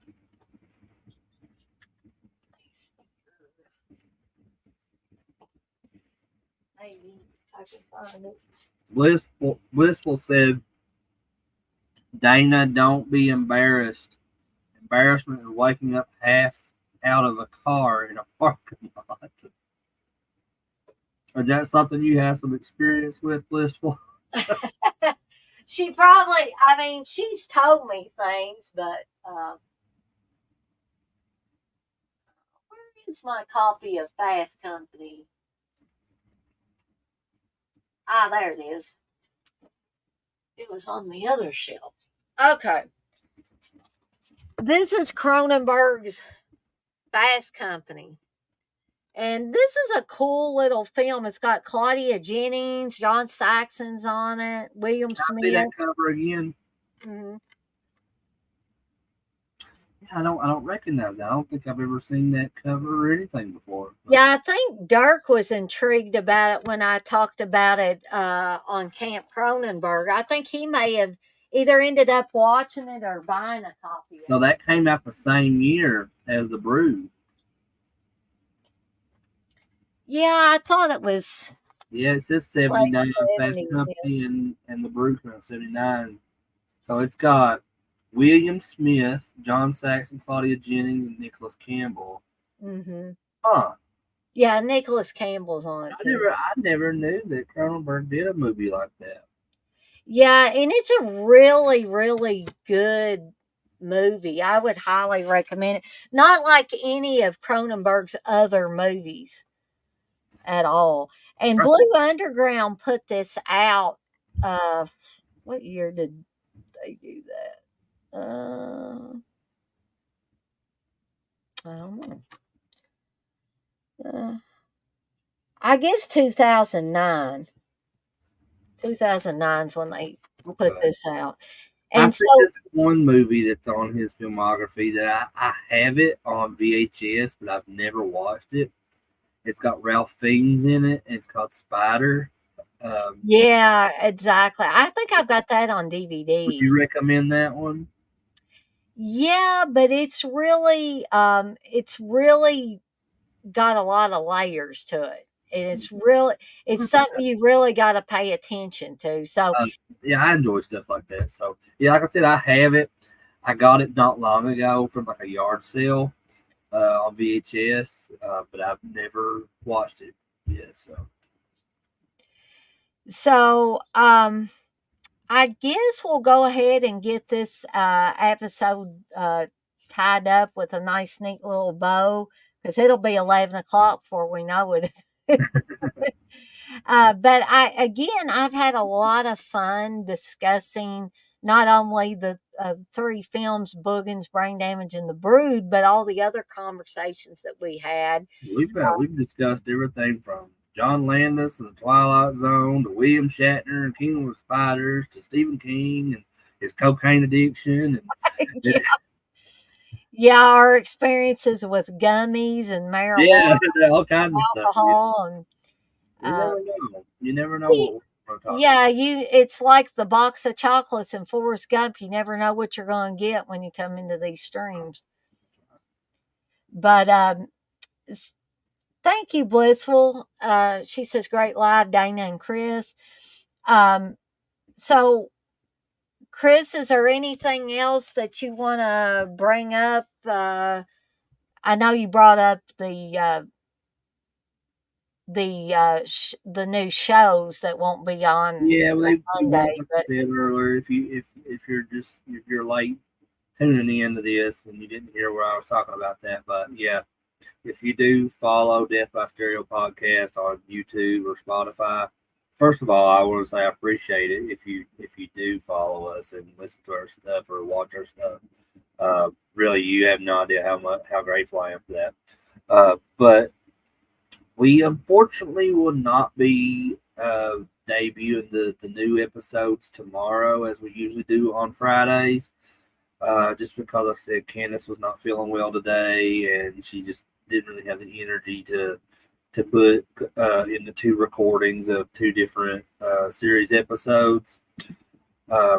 So we're going to, I think, record those on Sunday, and then they should be up by Monday on YouTube and Spotify for anybody to check out. And like I said, once again, anybody that's already subscribed to us and stuff, we really, really appreciate that. We're new to this. We're still learning stuff as we're, putting these videos out and stuff. Um, so hopefully soon, because right now we're sharing. We have one laptop in the entire house, so like we're just if we're both doing a show like that, I let Candace use the laptop, and I'll do like the stream from my phone. So I'm hoping that at some point to get like a better setup where we can both use laptops, because we want to get another laptop for the house anyway. Because the one we're using is our son's laptop, and that's um, so he kind of has to share it with us, with his mom and dad, even though he don't want to, he does. Um, but yeah, like like I said, we hope to put a lot more content out there as well. And I'm also wanting to do my own solo stuff too, like because there's a lot of stuff that I would want to cover that Candace is not necessarily interested in, or anybody else might not be interested in, but it's just personal stuff that I like, that I would like to put out and talk about. I'm still working on that. Like I said, I've been writing down some ideas and stuff in a notebook and everything, trying to figure out how I want to like kick things off, because I'm very particular about that. I think it's my OCD or something, but like I just kind of like I'm very particular about how I like I put the layout of things. Like I say, like because I've come up with different ideas. Like, well, I want to kick the channel off with like doing a retrospective of Gremlins, or maybe I'll do like a retrospective of George Romero or John Carpenter. So I'm not really like I've narrowed it down to a few ideas. I'm not sure how I want to do it yet, because I want it to have a kind of a different aspect to it as well, because I know there's a lot of people doing this stuff nowadays on YouTube and stuff, and like you got to have a little something unique about your show to Exactly. stand out for people to want to come and check you out. So I try to be very careful and like of what I'm going to be doing, because I want stuff to be good enough to what people want to check out. Um, because like I said, because there's so many things are similar as far as YouTubers go nowadays. Like you see a lot of the same stuff. Mm-hmm. But like I said, I'm taking my time with this right now. I'm enjoying the ride I'm on doing the Death by Stereo podcast with Candace, because it's awesome. When I can talk about stuff like that me and my wife both enjoy too. Uh, Right. but yeah, other than that, Dana, I can't think of anything else. I know we're going to a Judas Priest concert tomorrow. Yeah, I can't Looking wait forward to to hear that. about that. Yeah, it's gonna be. I can't wait to see how Noah reacts to it. So Uh, Blissful says, she says, Chris, that's awesome. I'm gathering content for my channel. I'm excited for Blissful too. And she says, Candace should have a channel to showcase her creations. I That would be agree. cool. I agree, Blissful. I've been telling her that for the past several years. I'm like, listen, you need to, because so there's a lot of YouTubers out there as well that kind of display their creative side, and like they're making like either models or whatever they're good at. They have that skill to make something. I wish I had that type of skill, but unfortunately I don't. As much as I've tried, I can't do it. It's just like you could really do it if you put effort and patience into it. I'm like, well, maybe I could, but I don't have that kind of patience. I just don't think I have that talent. I have other things that I'm better at. And my cousin Heather, on the other hand, she's like Candace. Heather can sculpt, she can draw, she can paint anything. Yeah, and Candace is the type of person that she believes that everybody has some type of artistic ability uh, within them, even if they've not discovered it yet. It's I there. know she keeps telling me how, like, you're talented, you're creative, Dana. And Blissful tells me the same thing. And I'm like, I don't know. I guess I don't see it. But yeah, I definitely do agree with Blissful. I've been trying to tell her she needs to start a channel where she showcases her stuff, because I really feel like she doesn't give herself enough credit when it comes to her art stuff. Like she's she's never like had a lot of confidence in herself when it comes to that. And I try to build that confidence in her. I'm like, and we have friends in the area that has seen her stuff, has talked to her in public, and said, you could make a lot of money with that stuff if if you just put that was your main focus and you put a lot of time into that stuff. So you could make really good money, on Etsy or just showcasing that stuff on YouTube. Um, and I've been trying to tell her, Dana, but she won't take a hint. Well, she has been mentioning Etsy to me, and I think that's a great idea. And Etsy works for a lot of people. It just unfortunately didn't work out quite the way I had planned, mainly because I ran afoul of, like, people bad mouthing the stuff that I was putting out. And so I wound up pulling a lot of stuff off my Etsy shop because this person just gave me that scathing review. And Well, I've not had a lot of experience with Etsy, but I just feel like there's going to be people like that no matter where you go. where you go, I, yeah. I deal a lot on eBay. I sell a lot of stuff on eBay, and so I've dealt with some of the craziest people that exist I bet. with buyers on eBay. Like I've had some people like, which I think I posted a few a couple years ago on my Facebook. There was a guy because he had won like a lot of action figures off of me or something like that. And the thing was is I couldn't find where I put them, so I couldn't ship them to him. Uh-huh. And so I said, well, I told Kansas, I said, I'm just going to have to refund this guy because Uh-huh. unfortunately, because I don't know where that stuff's at. So I messaged the guy and told him that, and then I said, I'm going to send you a refund right now. I said, I'm very sorry. Mhm. Um, and I apologized to him, several times. And this guy proceeded to like become a psychopath because he was like saying, he said, you know who you're messing with. You're not going to do me like that. I said, I'll find out where you live. And he was like making all kinds of Oh different my death threats to gosh. me. And he said, I'll make your life a living hell. And like, it was just like a message after message. I mean, he was like, for like 3 days straight, he was constantly sending me messages because I couldn't find this item to send to him. I mean, I gave his damn money back and everything.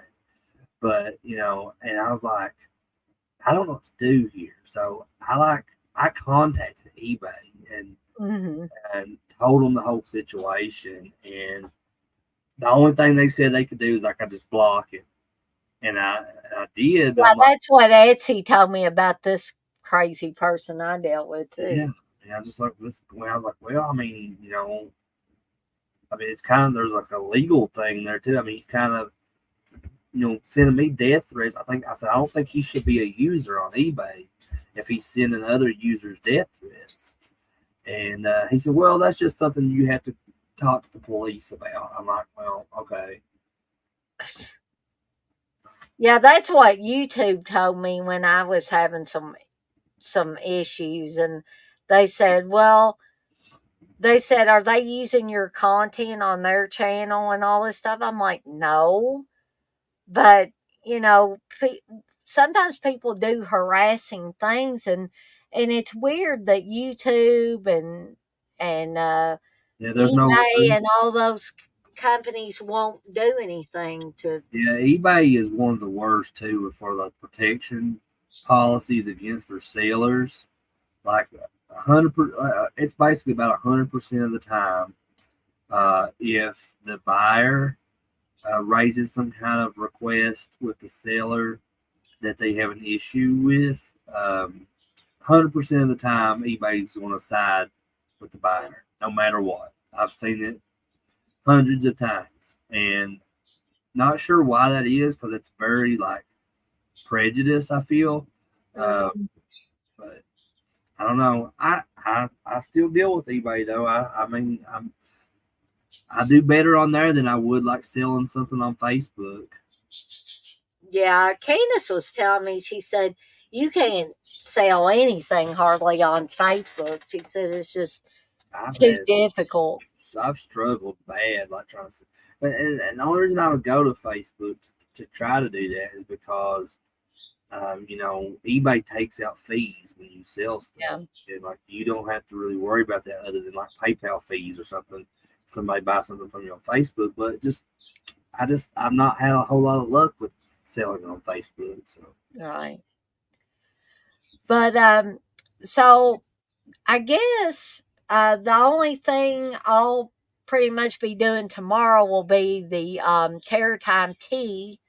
And like I said, in case you weren't in here earlier to see what movies I'm going to be talking about, I'll be talking about Crossface with Klaus Kinski, and I'll be talking about Death Screams, which is really a little known. It doesn't get talked about a lot. It's one of those, and I don't think Crossface gets talked about a lot I've either. not seen either of those.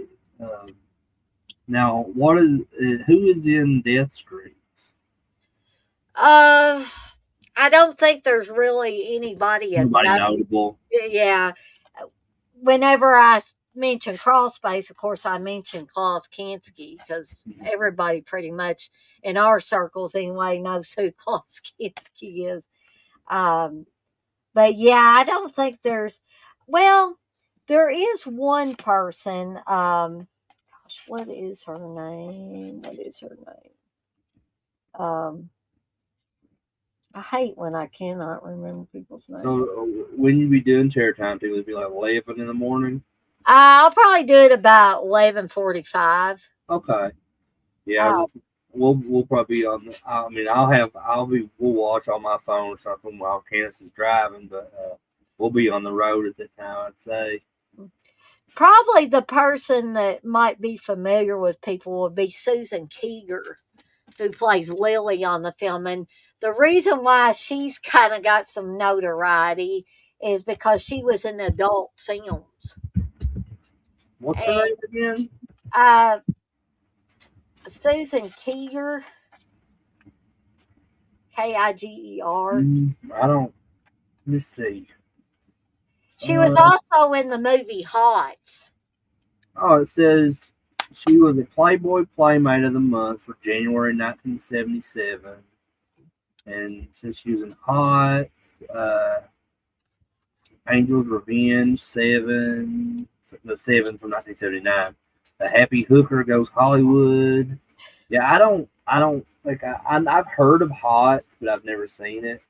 It's an okay film. It's one of those sex comedy Oh, films. So, okay, so I do recognize this one, Galaxina. Now I've never seen it, but I've seen that cover or that poster of Galaxina probably hundreds of times. And if I'm not mistaken, I think Roger Corman worked on you may have. that. Maybe not. I was thinking, yeah, maybe I'm thinking like Barbarella or something.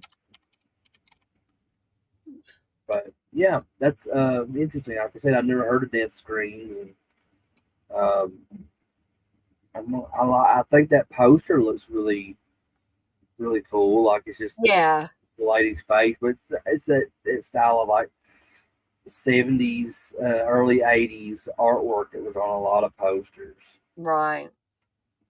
I mean, she wasn't just in adult films. I mean, she was in some other stuff too, but um, Yeah, she I was just don't recognize her name. I don't think she maybe was in an X-rated movie called Hot Nasties from 1976. Came out the year I was born. I say she was in an episode of Chips. Uh, Yeah, I loved Chips when I was. That's something my dad watched that show a lot. but yeah, if you want to see Susan Keeger in an X-rated film, watch Hot Nasties. So, hot And nasties. yeah, uh, I I am going to be doing the rose tea blissful, and I'm going to try to make.